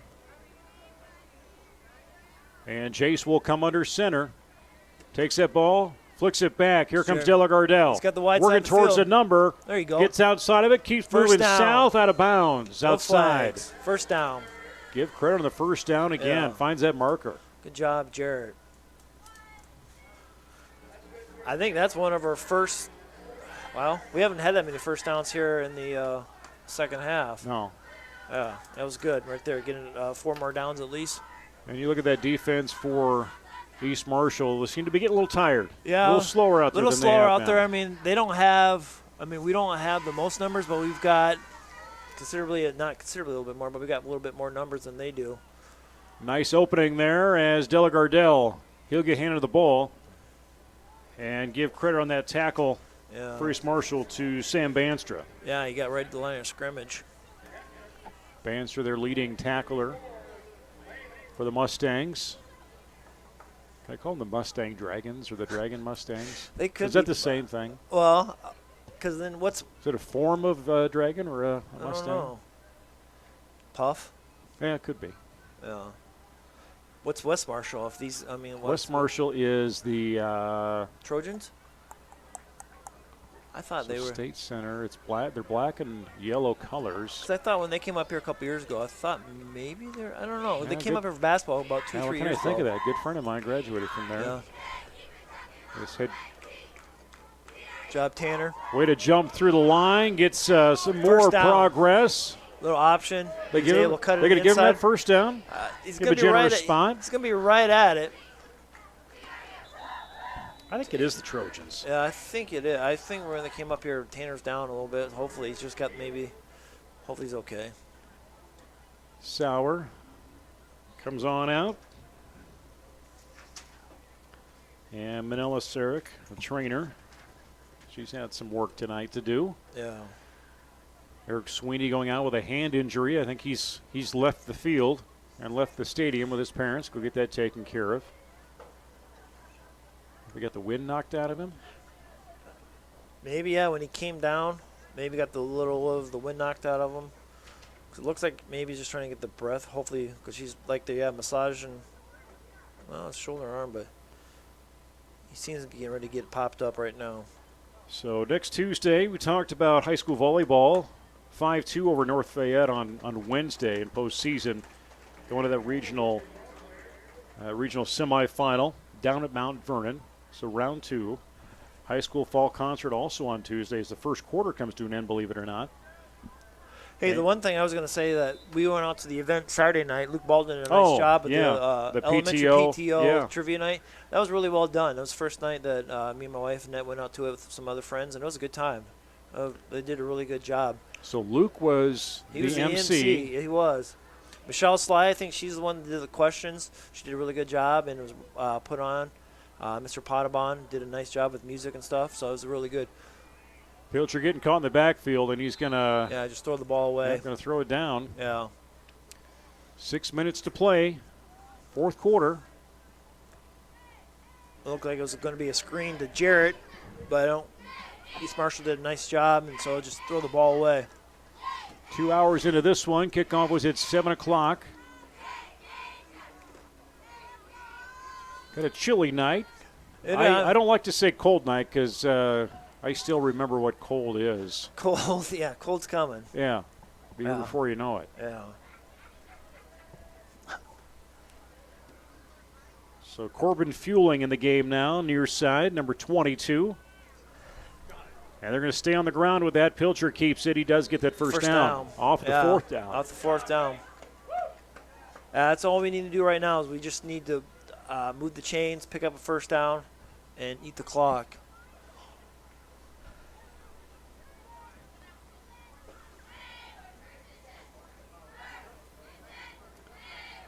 So Corbin Fueling, Brady Dahl here to the right side. Look on that line, Carson Lee now, number 61. He just had a birthday right side. The other day. Yeah, big. Camden Oshner, another sophomore in there. Yeah, those boys have done a really good job this year stepping up and playing varsity and doing a really good job. Sadler under center, flick it off to Delagardelle. Gets across to 40 and out of bounds.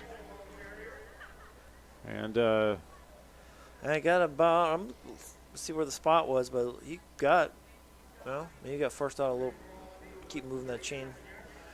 Yeah, 2nd and 5. Look at that far side. Cole Brockling on that left side, along with Russ Scovius on that offensive front. Yeah, Cole's done a nice job being the left tackle and Keaton the left guard. especially a kid like Keaton, kind of like a Logan Cole a couple years ago, step into a position that he really didn't play. East Marshall going to take their time out. 5:21 to go. Their first one of the second half.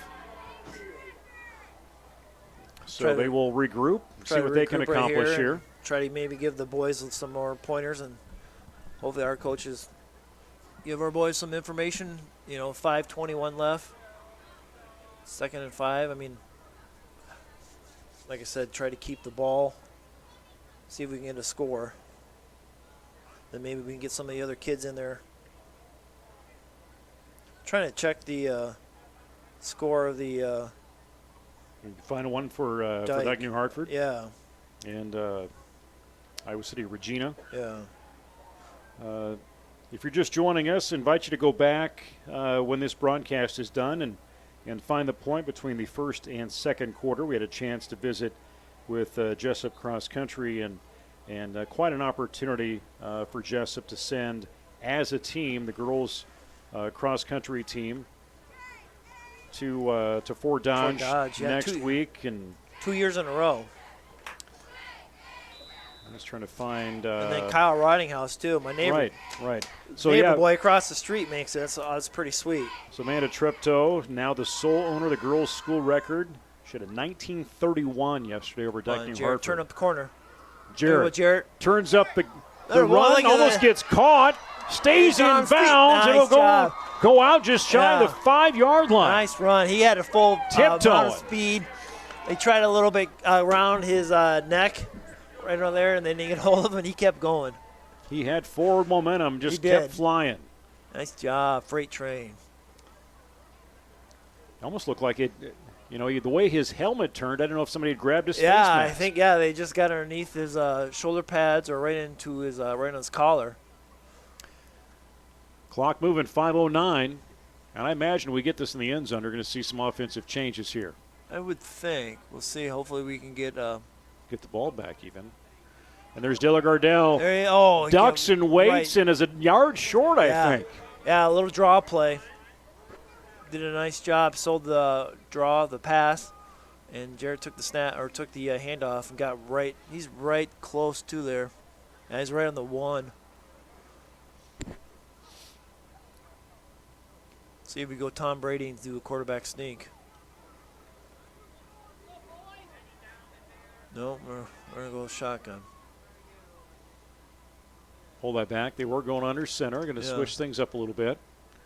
Della Gardell in that backfield. Sowers yelling for timeout. He must have seen something that he wants to change. So 4:22 to go. Coach Sauer will take Jesup's first timeout of the second half.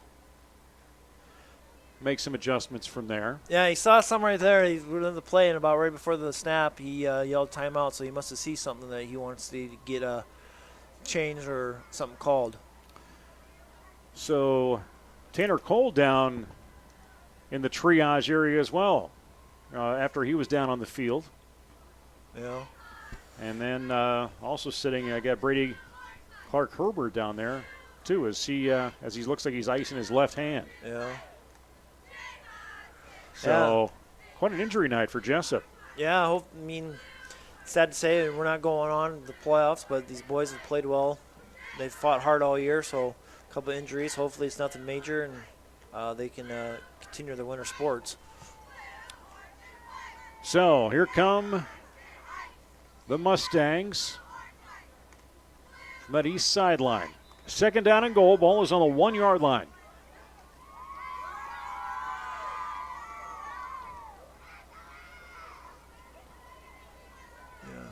Shotgun snap. Della Gardell still in that backfield with Pilcher. And Brody on that far left side. He's going to go right to Jarrett. There he goes. And Della Gardell gets in. Right in, 1 yard. Yeah. Nice job there. I don't say selling, but looking over Brody's side. Had 1-on-1 over there and get a nice little handoff to Jarrett, and he can get the easy score. Well deserved for Jarrett. 1 yard in makes it 26-0.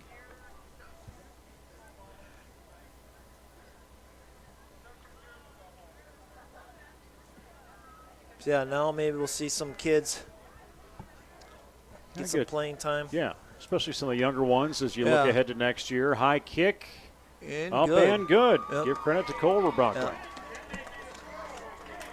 27-0.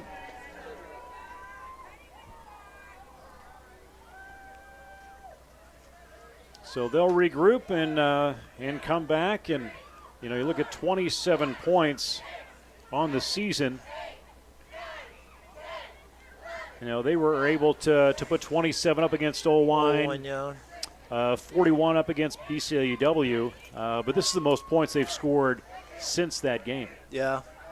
We scored 13 against Northland, all in the first half. We got shut out in the second half. It's nice to the boys.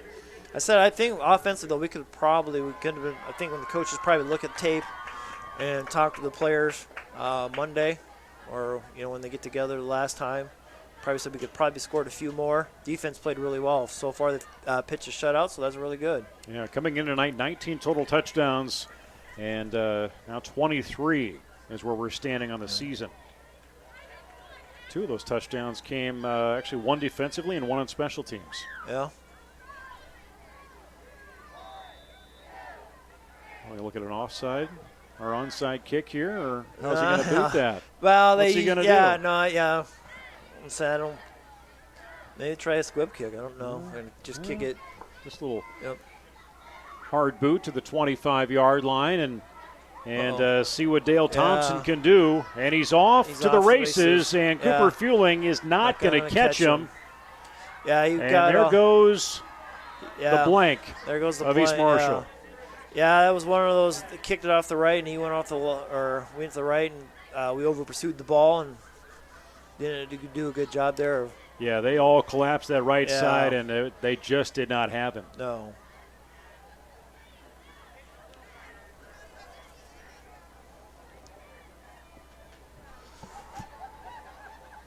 So 65-yard return for East Marshall.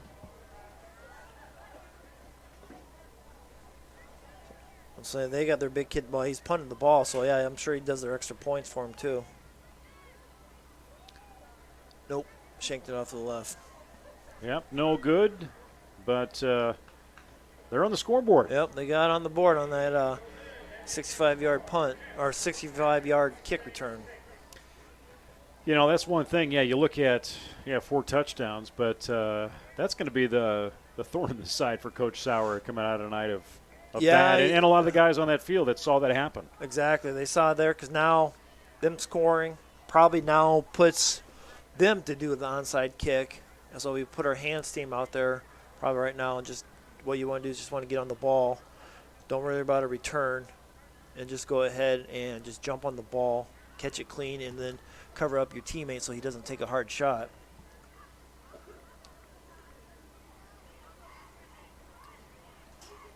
So, yeah, I mean, still, I know we scored there, 4 minutes left, still 27. I mean, strange things have happened in football. Oh, yeah.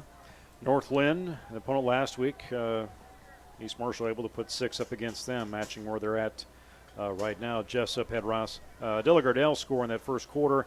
Then Cresser with a 16-yard pass completion, Fueling with a catch from Cresser right at as halftime was about ready to start. Then Dilligardell, the 1-yard carry in with 4:18 to go, and then 18 seconds later, actually 9 seconds later, they kickoff return. Yeah. And East Marshall on the board. So another kickoff So, yeah, there go right for there. East Marshall, and there's the foot of Hunter Velez. Yeah, right there. Brady Dahl just did the right thing. Just get the ball and get on the ground. So we might see some substitutions come in here on offense. Yeah, a lot of white pants going out there. Yeah. And you hear some roar from the crowd, so some kids are getting in that. Yeah, Creed Rollison out there. Going to come to that right side. Out there, Bryce Glider. Jace will stay out there, quarterback, along with Dilligardell in that backfield offensively.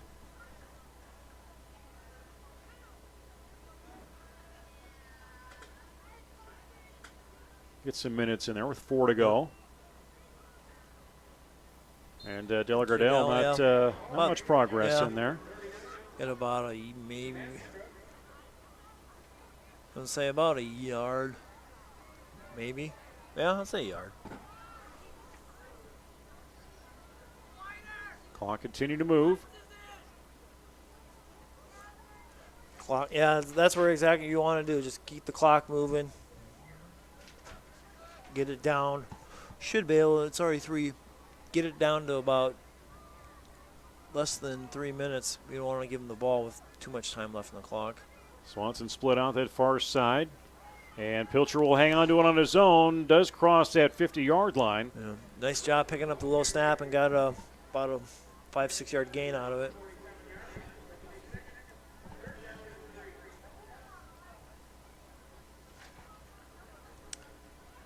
Carson Lee now trying to see other jerseys out there getting a chance to play.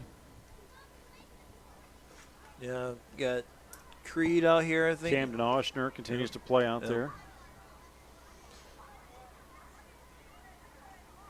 I'm going to pitch that off to Delagardelle. Trying to make that turn, hops over that line, and it's going to get hit. Yeah, that's one thing when you do take that hop, jump up in the air, it leaves yourself to take a hit, but Jared was able to get the shoulder, didn't take that big of a hit. Freshman Bo Lee with that stop for the Mustangs. And number 20 is kind of shaking up a little bit. Will they get somebody in for him? So Brody Clark Herbert coming in. And there goes Brody Cresser at quarterback. Well, we're going to punt. Oh, it is 4th down. Yeah, 4th down, so 4th long 5. snap. Yeah, I was like, and there's Nick Swanson. So, yeah, it's going to be a night. We give him the ball with about 2 minutes left. Boot snap from the 40. And it's going to go right over. Let it go. There you go. Right over the head of Hunter Pastel. Yeah, right on the 20. Gives them the ball back with about 2 minutes left, so. It'll be interesting to see East Marshall. You know, you look through here and, Austin Elliott, Eric Oman, just looking at seniors here, Carson Birkland, Isaac Phone, and Hunter Velez, 5 seniors on that squad. So a lot of young kids. We'll see how they are in future years. Yeah, because they are right. They're on the other side. They're in the NICL West. Right. Yeah, right. That's what I thought. Yeah, they're on the other side of the conference.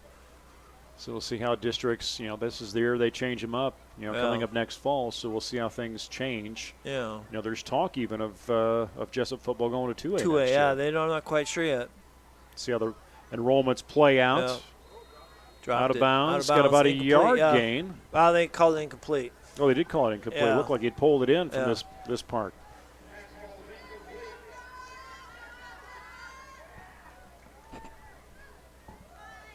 So we'll see some underclassmen get some chance at defense. Brady Dahl sits down.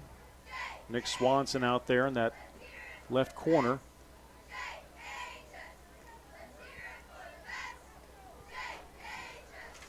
Like you said, it's nice because these boys, JV, since with numbers, they weren't able to get, a full JV season in, so they didn't get as much playing time as they normally get to do. So it's nice they get in the end of the year. Last game of the year, get some playing time. Reed Rollison in that nose guard spot, comes off that line, and looking for an opportunity to take a big run again. Cooper Filling was right there for the save the tackle. Logan Bowie on the ground.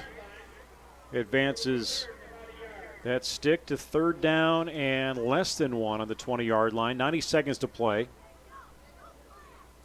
He's kind of letting looks like he's letting the younger kids that haven't got to play much in there to play and let the seniors get some more, finish the season, their career, getting some playing time still, keep out there together.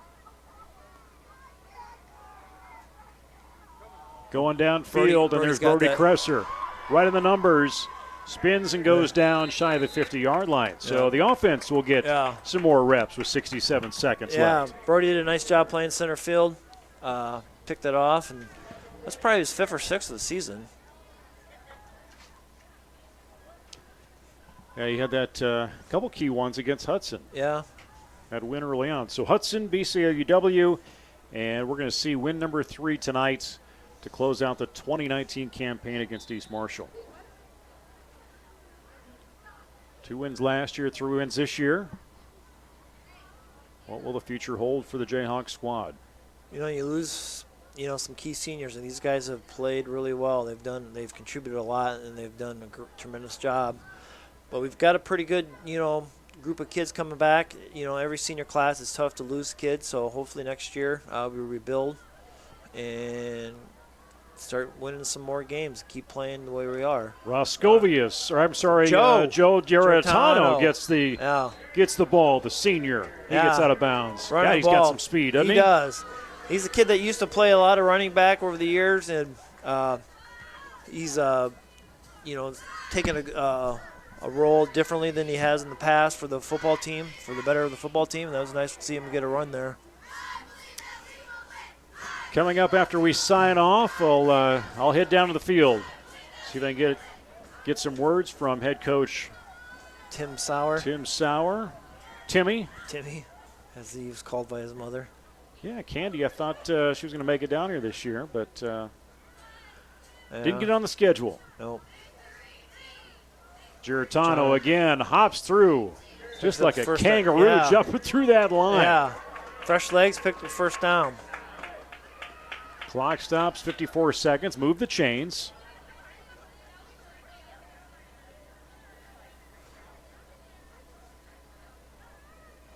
Carcelino comes off the field. He's done a nice job.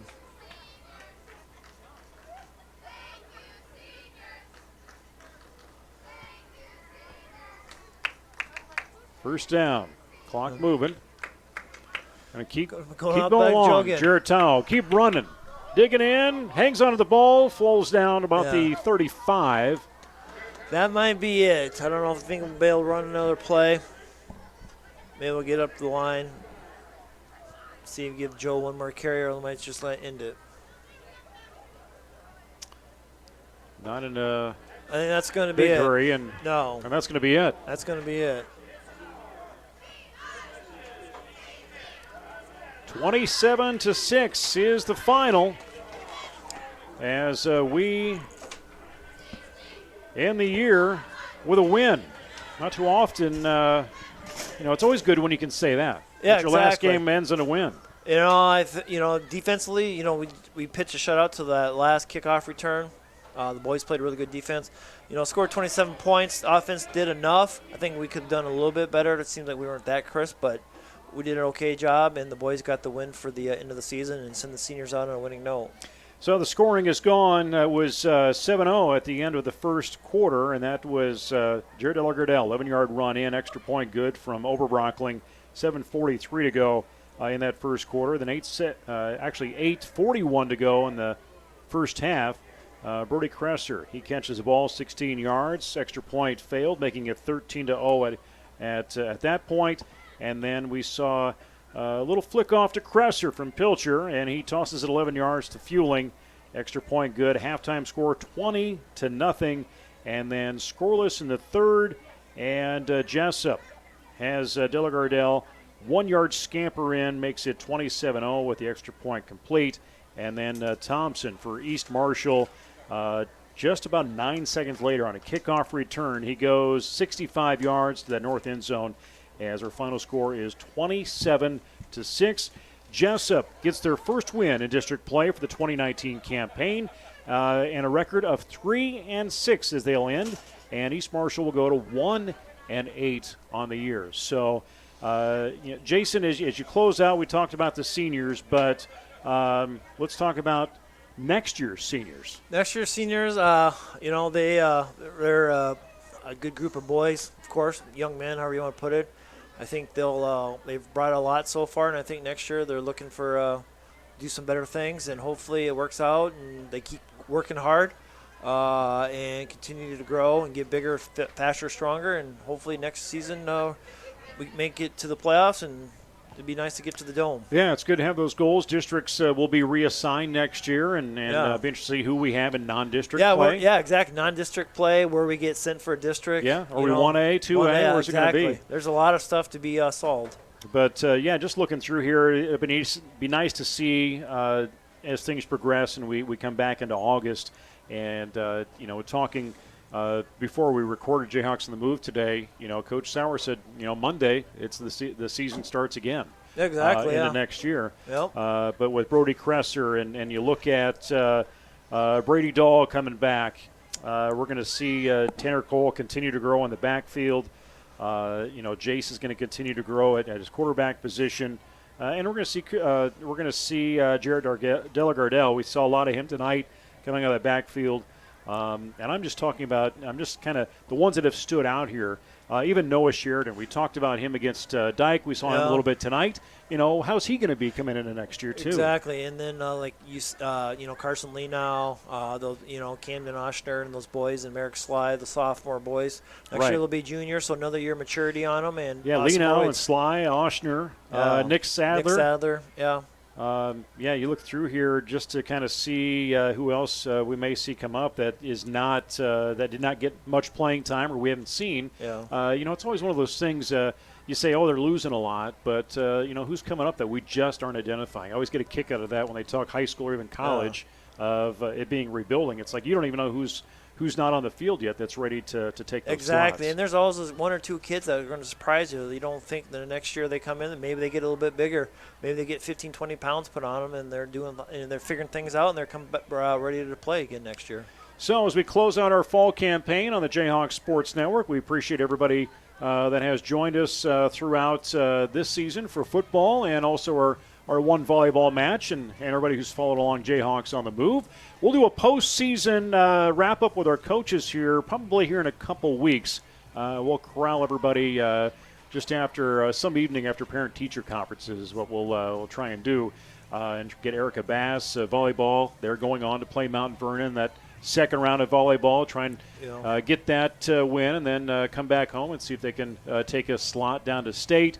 Cross country, Nick Green, his squads, girls heading back to Fort Dodge as a team for state cross country. And Kyle Rottinghouse, the first boy in a long time. Nice. Going to be going over to represent the Jayhawk boys team in cross country. You see the squad out there. Coach Sauer, some last words as they finish off the season.